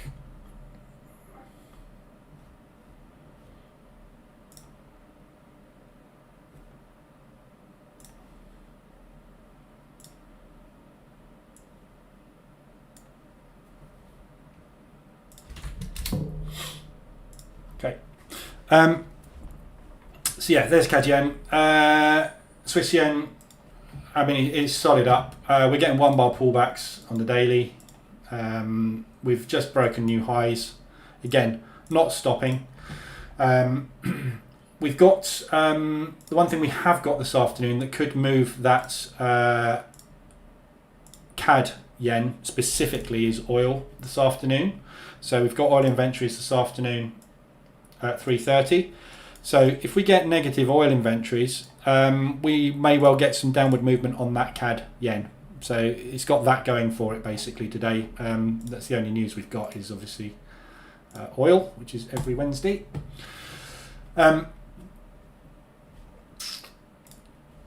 So Swiss yen, yeah, massive extension on the 4 hour. We've been embedded. Again, I don't really want to get in the way of this one specifically, but there's much more going for that CAD yen trade. The fact that it is so extended and we've had such a big strong daily run on it, I think it's got more chance of coming down. But if I've timed it right and we do get some yen strength for a couple of days, happy days. Interesting, I'm looking at the NAS at the same time making similar rejection, even if it didn't dump like the DAX. Yeah.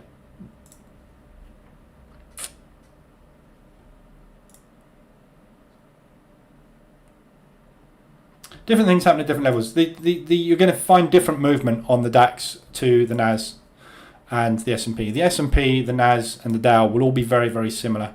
Price action will be very similar on these three. Slightly different on the DAX. The DAX is much more like the FTSE.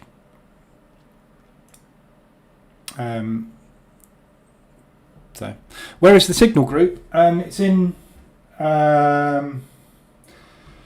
the channel. Hang on.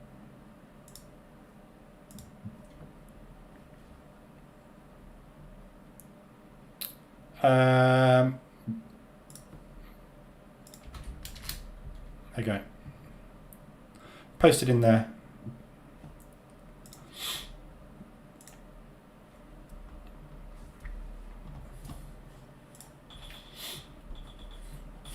Comes the bias. But you see this is NASDAQ and ES, yeah? So this is US indices buying. Right? My MT4 is frozen, there we go. So we are seeing a little bit of movement, but you see the DAX doesn't move as much. Whereas if we look now at what's just happened on the NASDAQ's flying because this is buying on the ES and on the NASDAQ. It's not buying on the DAX. So the fact that people are buying the NASDAQ and the ES doesn't mean they're buying stocks or sectors that are necessarily included in there. If they're buying up all tech here, DAX isn't going to move. DAX has hardly got any tech in it. So tech stock sector purchases are not going to affect the DAX. And there's a lot of NASDAQ buying, which is obviously tech. So, sorry, it's a bit long-winded and drawn out today, isn't it? But there's a lot going on. So, Swiss yen only just extended on the RSI, been embedded for such long. I'm not interested in it at the minute. EuroCAD. Again, the CAD yen's obviously hitting those highs. The EuroCAD's hitting this low here. We've got a double bottom bounce to the pip. You know, it's up to you what you do with the euro. You are taking a trade. If you trade any euro pair today, you are taking a trade based on what's going to happen in the news tomorrow. So your trade is nothing to do with technicals. There is a rate announcement tomorrow on the euro. It's going to do one of those things. So this, from a technical perspective, is a beautiful buy, obviously, right now. So you had the reversal alert on that one this morning. Just had it, actually, and half an hour ago. Off the double bottom. So right now, it's a beautiful long. But if you're going to take this, you're probably going to do something like that today. And then tomorrow, it's going to go like that because the rate announcement's due. So from a technical perspective, this looks beautiful. We're just about to get a reversal alert on the hourly. If you're lucky today, you might get a 4 hour. If we do get any kind of bullish movement and sentiment change to the euro off the back of that, fantastic. I think we are, I mean, you can see we are getting more bullish action on the euro. It's fighting back now after the Ukraine crisis. It's fighting back. So we are seeing, new higher highs going in with equal lows at the moment. And again, I've said this before, I hate trading expanding wedges because at any point when an expanding wedge fails, it's usually the way that you've traded it. It's just one of those things. So yeah, it's one of those difficult ones, but right now, beautiful buy. Triple bottom, technically looks lovely. Nicely extended on the RSI. Ready for a profit take move on it. but you know, none of this makes any difference whatsoever when that announcement comes out at 12:45 tomorrow. That is what's going to move the euro tomorrow, not the fact that it's done a triple bottom. So see what happens. But yeah, technically lovely looking entry down there. Euro Swiss is extended to the upside. Again, this looks beautiful. We're going to come up and do this wick test on this gap fill. We're just about to hit ADR. This is a lovely short, you know. So you want a long Euro CAD, you want a short Euro Swiss. Pick one, pick both if you want to. Tomorrow, one of them is going to play out. So you've got an option there for hedging Euro Swiss and Euro CAD. But beautiful fill. This is the Swiss franc move that we are undoing at the moment. So once that's undone, it opens the gates for shorts on the euro. Euro Swiss, again, tricky to trade. It's euro, it's the Swiss, it's all the eurozone. So euro yen, off to the moon. Don't want to get in front of this at the moment. This would ordinarily be the one that I would be most interested in when that yen strength starts. Euro typically is weak. We've got an ADR hit on this morning as well. We've just seen. Just hit ADR. So again, extended. It's done its daily move on average. It's rejecting beautifully up there at the moment. So nice looking scalp short. Obviously got this level here, which is the obvious place for them to come back down to. Failing that, you've got yesterday's high or previous day's high. A little bit of DAX buying coming in. So yeah, looking good for a short-term pullback with a stop.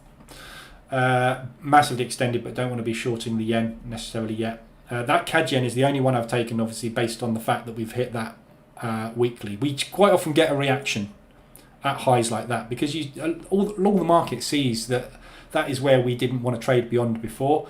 A lot of people will just take a short on that because you'll get that crowd mentality seeing it. If you see any kind of rejection forming off of an old high like that, everybody sees that and everybody goes, looks like it's happening, and that makes it happen. Institutions are watching levels as well. Yeah, they're trading from level to level.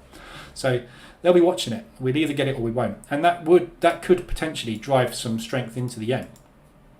But it will be short term, I believe. So so yeah, Euro Yen, nice ADR. Wait for a reversal on M5 on that one, and you'll have a like 20 pip stop with a 40 to 70 pip target. Pound Swiss, mess.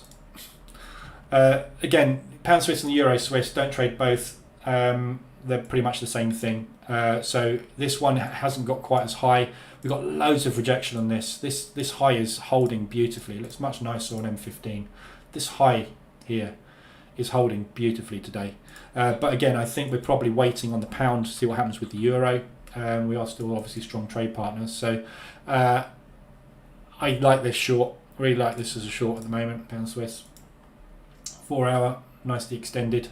Ready for a pullback move. But again, pullback move on this, probably down to there somewhere. Just going to quickly check the DAX. We've got a load of buyers coming in.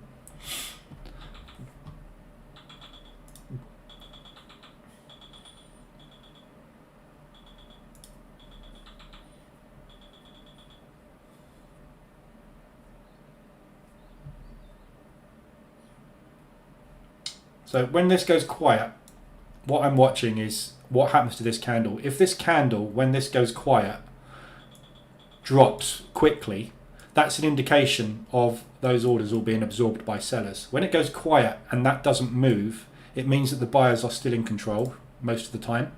So you see we're not dropping, we're holding, which means there's thousands of transactions going through right now. We're just not seeing them because they're literally algorithms doing that. Buying and selling, buying and selling, buying and selling. What I don't want to see is us get pushed into a bearish candle with no sellers, because that means we're seller heavy.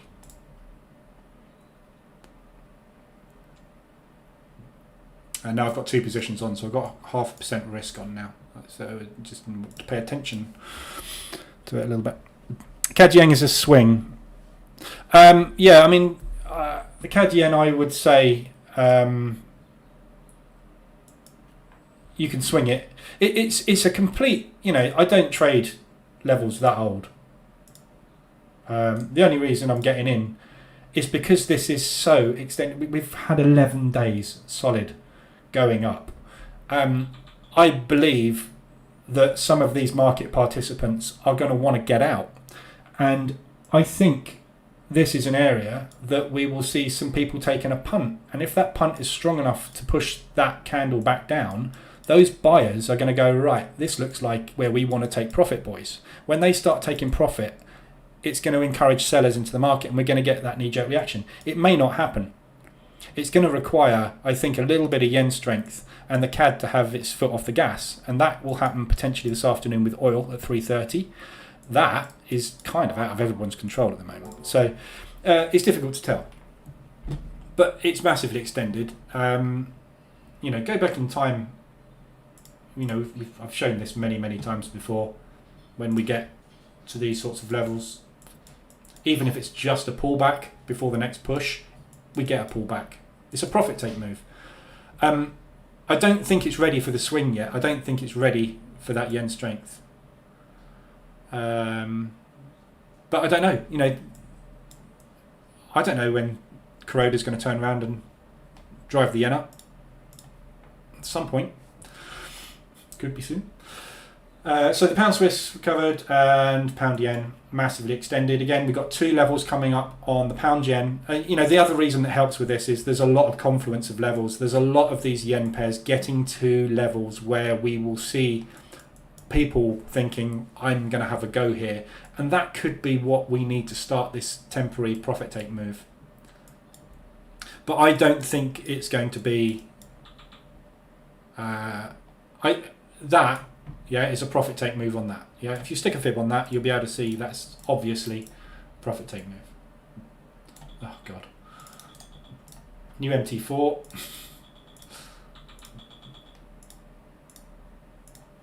Yeah.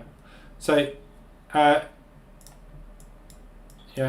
a 50% pullback move.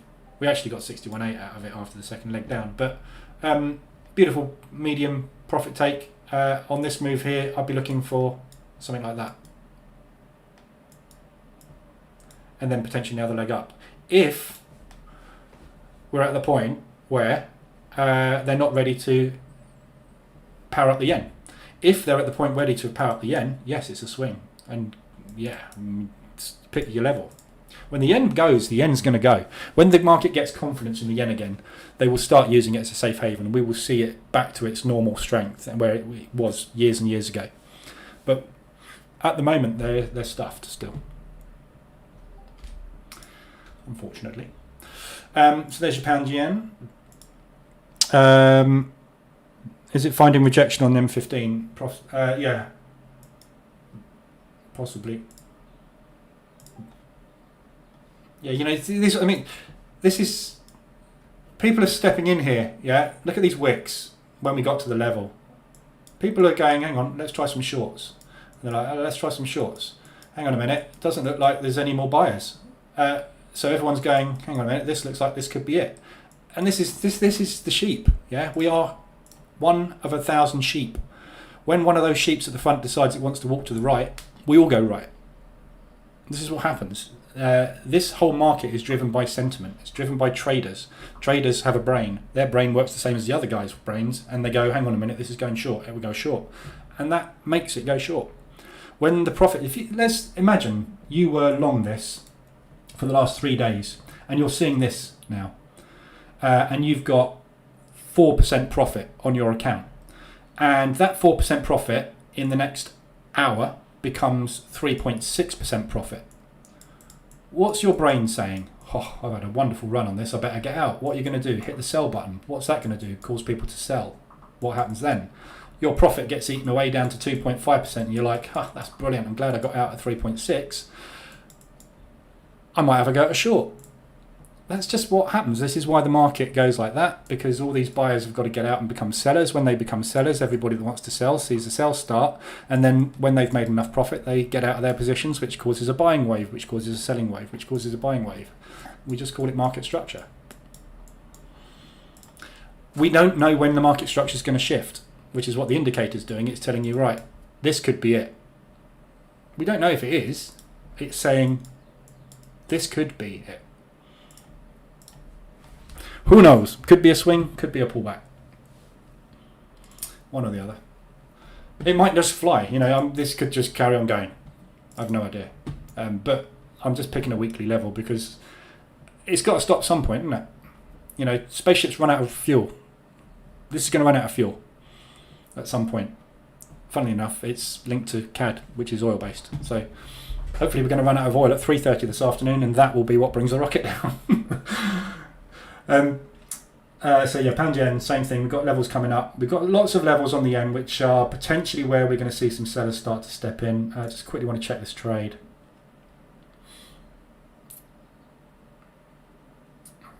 We've just gone quiet. So I just don't want the next leg to start. Market structure obviously is bearish at the moment, and this is where the next bear leg potentially is going to start from. So I'm just watching here because if this bear leg does start, I obviously want to make sure I get out of this fairly quick.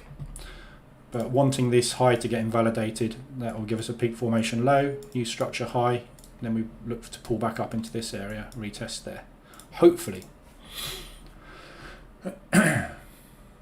That's the plan.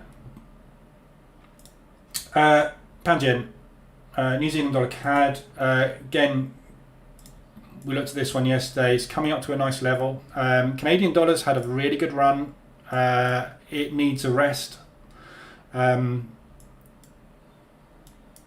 This could well be where we start to rest on the CAD, i.e. weakness on the CAD pushes up New Zealand dollar CAD, weakness on the CAD pushes down CAD yen. So we, you know, the yen's ready. The CAD is had a really good run on it. It's due for a profit take move as well. So this is a good looking level down here, nicely extended. We're putting in a nice M down here, a W rather, uneven W formation. So no structure break obviously yet, but lower time frames, you know, just watch for that structure break. And then if we can break back above that level, we're off.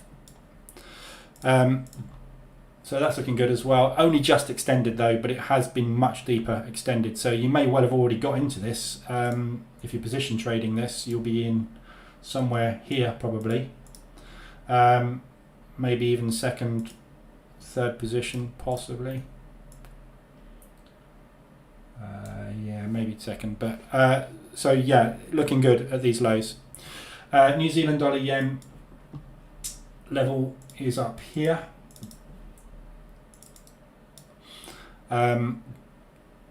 Got a fair way to go on that one, so I'll be looking. It's extended and it could well keep going.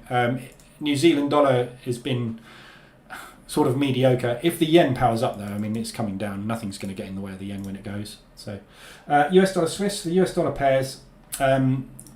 We looked at this one for a mean reversion before I went away, and it's just played out beautifully.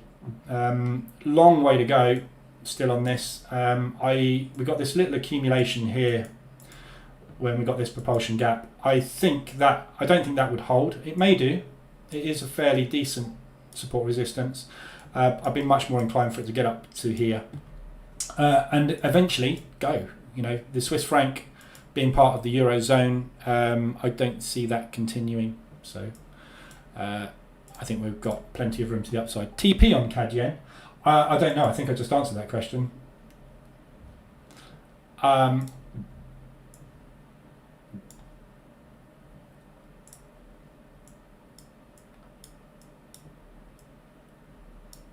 Somewhere down there, possibly that. TPs, you know, I get asked that a lot. TPs, where's your TP? Same as when you take a trade, you should have confluence. When you've got a target you want to aim for, you need confluence as well. Highly likely that peak will form a support. Yeah, if we get there.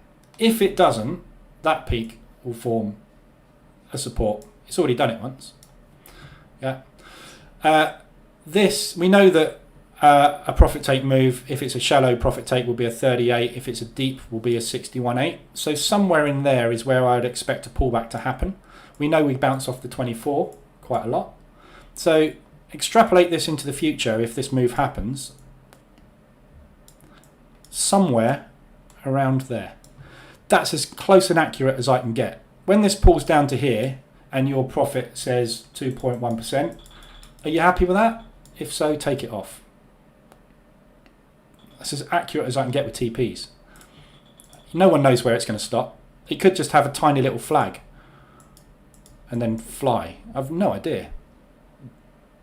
But logically, somewhere in there. Around about 103. We've just got a flurry of orders coming. We're not making any headway.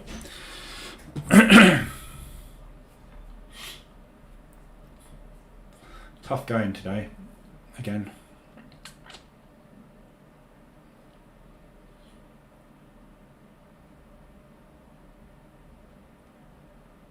I really wish I'd have bought out of these lows, but didn't. Yeah, that would be spot on entry. Should have just taken that wick test. Never mind. I'm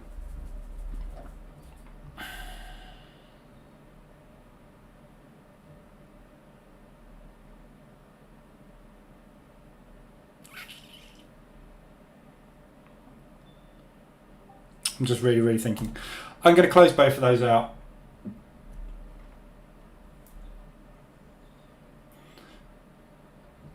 It's still,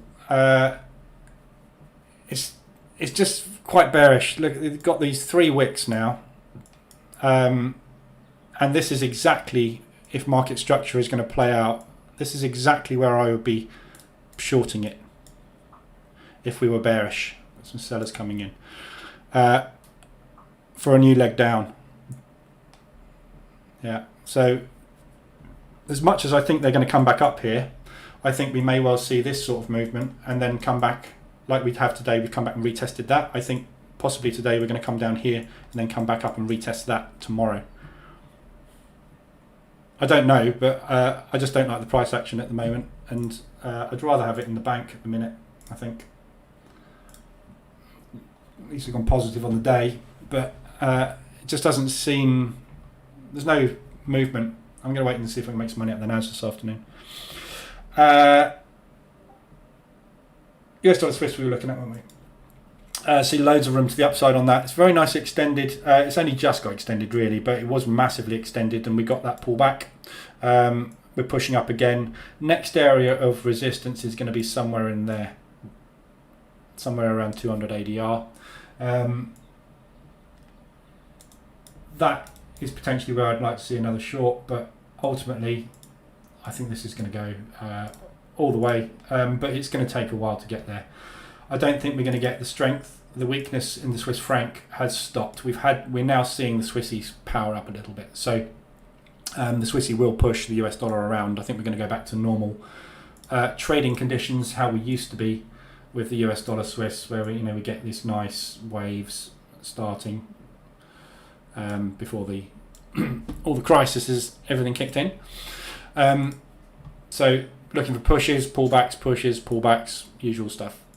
And US dollar yen again, long US dollar, short yen, massively extended. Again, I don't know when this is going to kick in. Levels on this, we've got nothing. I can't get to a level. I haven't got data going back more than 2000. And I don't go back more than 20 years. We're at 20-year highs. We've been at all-time highs since 2013. 135 is the level the Bank of Japan have stipulated. Therefore, that's the only thing I have on my chart I can use as any kind of reference for a mean reversion trade. So it's long until it gets there, as far as I'm concerned at the moment. So I'm not trading it because I just don't like the look of it. A few sellers starting to roll in now on the Nasdaq and the S&P. Very slow. Alan, what do the numbers mean on tick strike? I.e. DAX is +9, minute back it was +4. So these are strength. This is a kind of a strength meter. So you can adjust this. See, it's on 6. Mine are all set to 6, which is I don't know the actual logic behind it, but it's power. 15 is max. So you can adjust this to say, I only want you to tell me when the DAX has got a hell of a lot of buyers or sellers. Yeah. So if you set it to 15, it will only go off usually at market open when there is a massive volume coming through the market. 6 seems to be the sweet spot. If you go bigger, you will get it lighting up less. But what you find when you adjust it higher is you tend to see the move and then you see the volume. Whereas with this level, I see the volume coming through. And if I see sustained volume coming through and no movement, it tells me, more than if the move has happened and then I see the volume coming through. That's a confirmation. I want to use this as a kind of predictor. I don't know the actual. There might be information on the TickStrike website about. There's very little documentation on this, and there's only one video, so there isn't a lot of information on it, to be honest. So, but it's strength. So you could say there's 1,000. So maybe that's 8,000 contracts short, 10,000 contracts long, 6,000 contracts short, 9,000. It's just strength. But you hear it, when this goes up to 15, you'll know it before you even see the number. You'll know it. You'll hear it happen. It makes a lot more noise. Right, that's all I've got for you this morning. So up 0.17% this morning. Nothing. I haven't really got anywhere. Should have held that short from there and there. Got out when we cracked these lows in case we popped, and we didn't.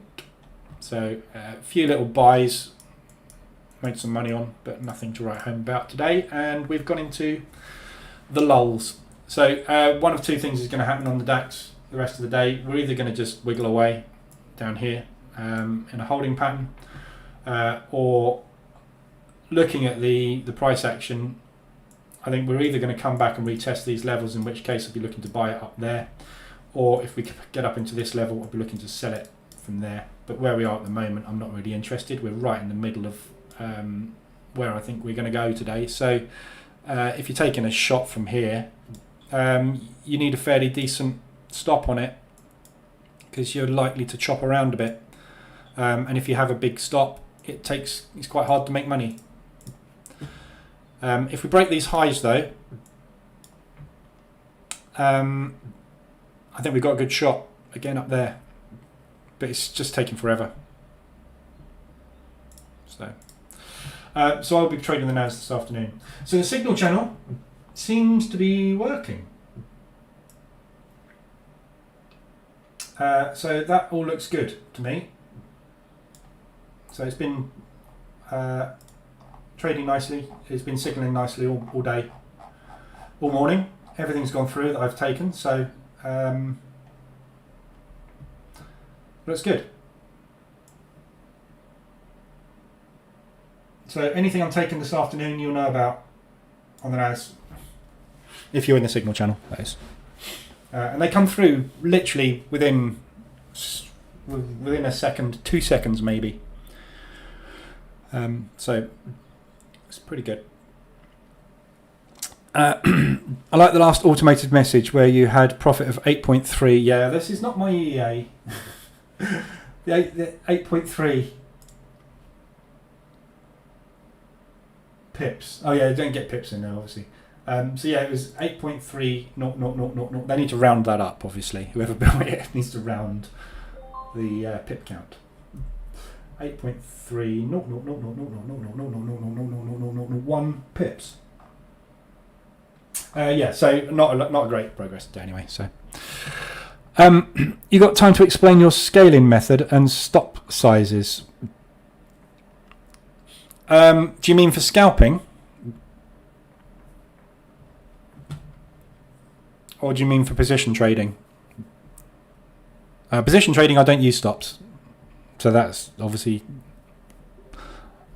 not what you're talking about.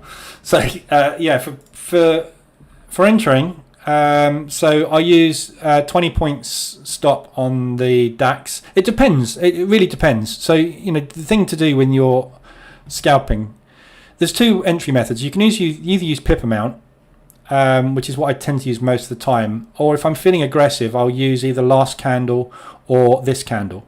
So that will either put, so if I went long now, it will put my stop here. Right? That's aggressive. That's going to be a big contract size. Obviously a high chance of getting taken out, but if that was to go, massive profit. Yeah. So that's aggressive. Most of the time I'm using pip amount, which is basically adjustable up here. So 200. So that's going to be roughly down there. So just giving it, you know, a couple of candles width. Adding in, if I went long here, for example, there's two methods of adding in. The one you saw me take here was, or it didn't trigger the order, did it? But going above the highs. Yeah, so if I get in long here, I'll set a pending order there. So the play is to hit the buy button now and hit the buy stop last button, which puts a buy stop above the last candle there. So if I'm right and I get momentum with my trade, I add into it so that I'm doubling my profit.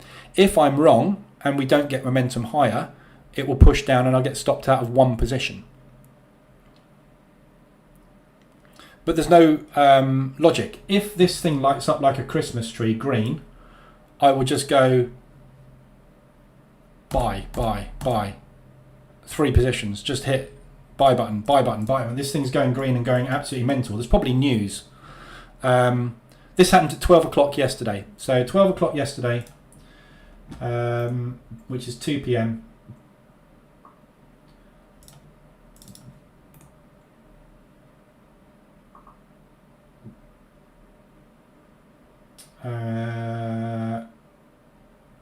Sorry. Was it on the DAX or was it on the NASDAQ?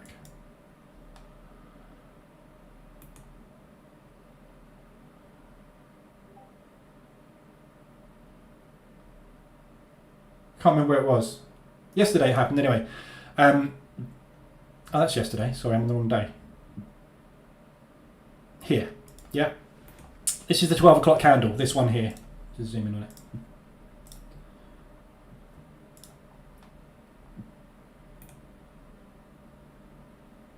This candle here was the 12 o'clock candle.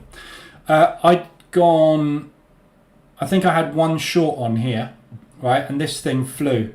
So I hit, as soon as I heard this thing go, it just lit up red, 15, 15, 15. The market went boom, boom. I just hit sell, and it went boom, and it flushed at 12 o'clock, 10 seconds before candle close, because it was a midday candle. So in that case, I'll just hit the button, adding to the positions. But basically what I'm looking to do is, when you're scalping, if I hit the buy button now and I'm wrong, yeah, and this thing goes down, I'm going to lose one position. If I hit the buy button now and I'm right, I want to get gathered up into additional positions on momentum. There's no right or wrong. I don't add it there or there. The EA can do this automatically for you though, if you want to. So you can use scaling in, set that to scaling to winners to true, and say, I want you to get me in 5 points. Every 5 point movement in my direction, add another position. Yeah, it can do it automatically for you if you wanted. But I prefer to do it manually because I'm just watching what's going on. Scalings are at the same lot size, yeah, so they're all with 20 points. I'm looking to make a percentage, yeah, and the ideal is if I can bank 0.5%, I mean 0.5% to 1% a day, thank you very much, it's 10 grand a month, more than happy. More than that, even better. But if I can bank 0.5% to 1% a day on one trade, i.e., let's say here I had that short on, I added that short there, and I, instead of that it pulling off the lows there, it screamed all the way down to there, I would be hitting this button modify TP and pushing my take profit away from me, yeah, because TP would be set to 400, I'd be hitting that button going, this thing's flying, I'm going to push this and I'm going to push it away because I don't want to get out of it while we've got momentum. This thing's flashing red as you like and it's flying. I can hit the sell button and then basically within one candle we get down to there. That's 1.2%. Yeah. 5 minutes into my day, I shut down my terminal and I go off and spend time with the family. What I want to do is scale in and hopefully get one of those trades. If I can land one of those trades, I'm done. That's the idea of scaling in. If you scale in, so I scale in here, I scale in at the high of that candle and I scale in at the high of that candle, and it pushes up and then pulls back to there, I'm out, break even. Because I'm not letting 1 point or 0.75% run away, ideally, and stop me out. So if it pushes with me and I've scaled into it and then it pulls back, I will get out. What I'm looking for is to be able to scale into the position and get one of those lucky big candles. So let's say I got in here and I got in there, it pushed up and then it pulled all the way back down to there. I would have exited that position at break even. So I've lost nothing, but I have gained the chance of getting out with a big profit and walking away in 10 minutes without having to do any work today.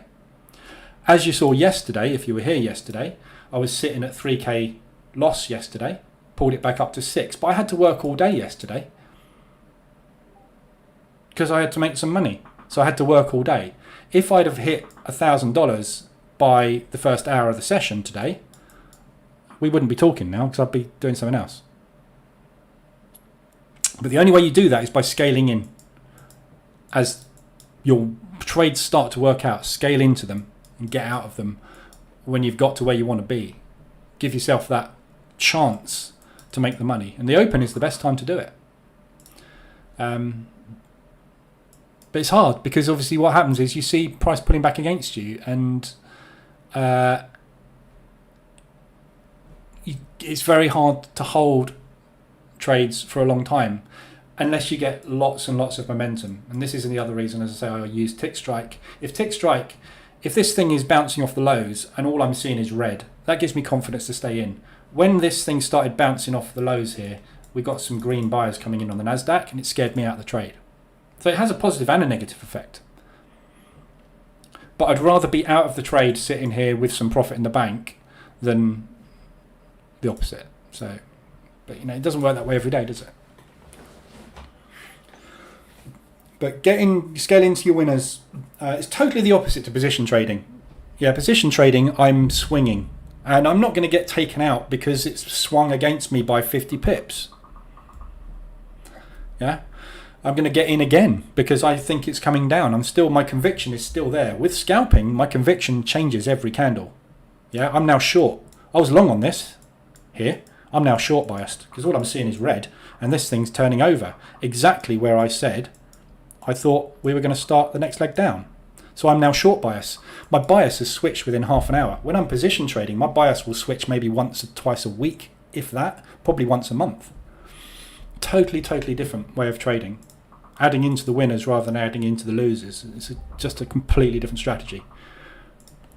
But a hell of a lot more work. I had to work all day yesterday in front of this screen for 7 hours to get that. Previous day, I think I did that in an hour. So far today, I've been working for 3 hours and I've earned $170. You know, it's just, you work until you've made you work until you're making your money. And sometimes if you've had a bad morning, you have to work a lot longer. So we haven't had a red candle yet on CAD Yen. We've pushed up above the highs.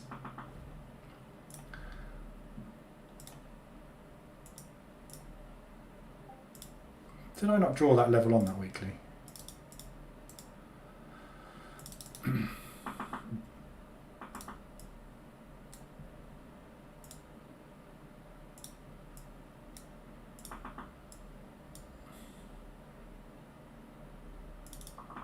It is pretty much there, isn't it? It's pretty much exactly where my order is.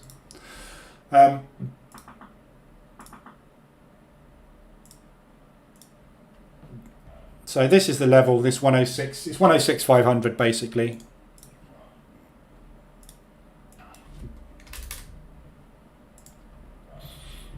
So looking for a breakdown below that level at some point, if it's going to work.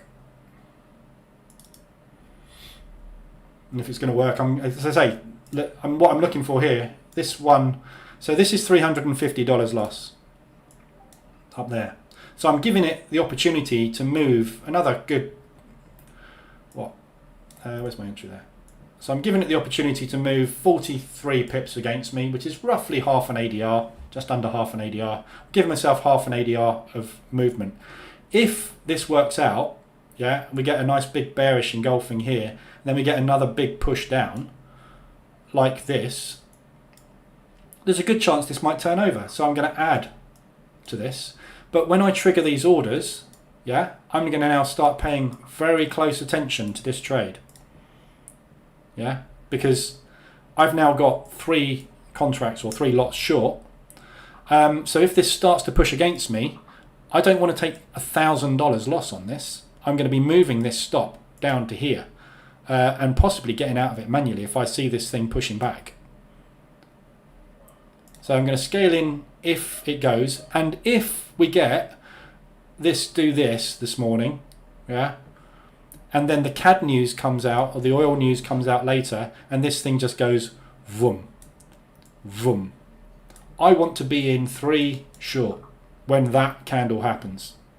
And that's what these are there for, is to get me in and add to my position if I'm right. If I'm wrong, I lose 300. If I'm right, I want to be getting in because I'm right. I don't use trailing stops. You can use trailing stops if you want to. Again, this does trailing stops. Yeah, you can use a trailing stop. You can get it kicking in after a certain amount. You can get it kicking in with a certain distance. You can have it per tick or you can have it trail behind candles. Does all sorts of stuff. Trailing stops get taken out though. The market naturally moves like this. If you trail, you will get taken out. I missed it. I should have taken a short on that. I was talking. I was when I saw that candle, I was like, I need to be shorting this, and then I waffled on onto a different thing. But anyway, doesn't matter. So yeah, this is what I say all the time. There's no right or wrong in trading. Yeah, you can use trading stops if you want. No, you don't have to. Yes, you can add in if you want. No, you don't have to. It's a completely. It's down to you as a trader. What you see, what you do. At the end of the day, when you hit one of these buttons, you have a 50-50 chance of it either stopping you out or going your way. If it goes your way, why not add more to it? Because you're right. When you're right, make sure you're righter than when you're wrong. Really wish I'd taken that. Anywho, so that's it for today. Hopefully that was useful. Sorry I didn't make much money this morning. Hopefully we'll make money this afternoon on the NAS. So I'm going to be trading the DAX this afternoon, probably. See if we can get some movement on the DAX. So NASDAQ this afternoon, plan on that is short. Depends where we go. Obviously we've just come out and double topped on the NAS this morning. This big move here, we're obviously bearish on the NASDAQ. Yeah, still bearish on the NAS. We've pulled back into resistance. I had this level marked up on the NAS.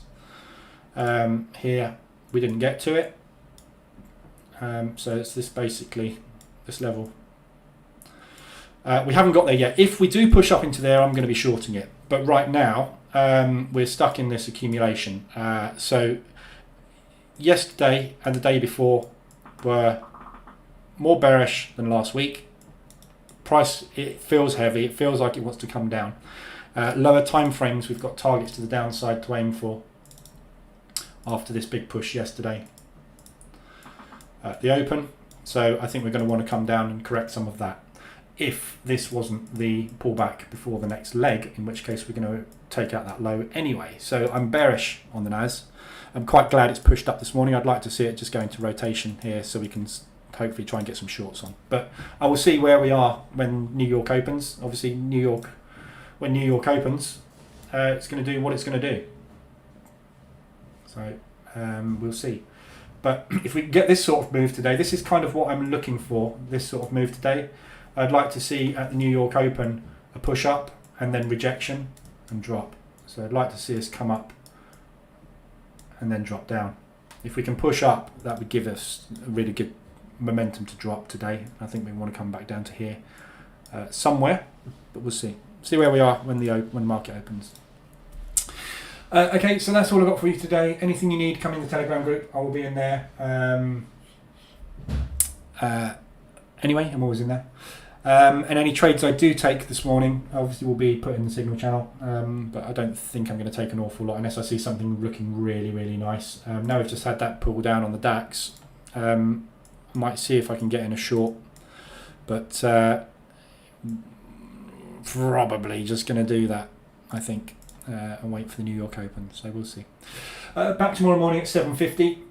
No news to worry about today. We've got crude at 3:30, so just be aware of crude. Obviously that might affect the CAD, and then tomorrow is the big one, 12:45. I might do a special live room for that one. So I'll do the 7:50 one as normal, but I might come on and do an extra one just so we can watch that, and maybe even try and trade it. We'll see. And then we've got Macklem tomorrow afternoon. So tomorrow's the big day. After this, I think we'll get some decent movement across all markets. We're waiting for that to happen. Nice bearish engulfing going in on the CAD yen at the moment.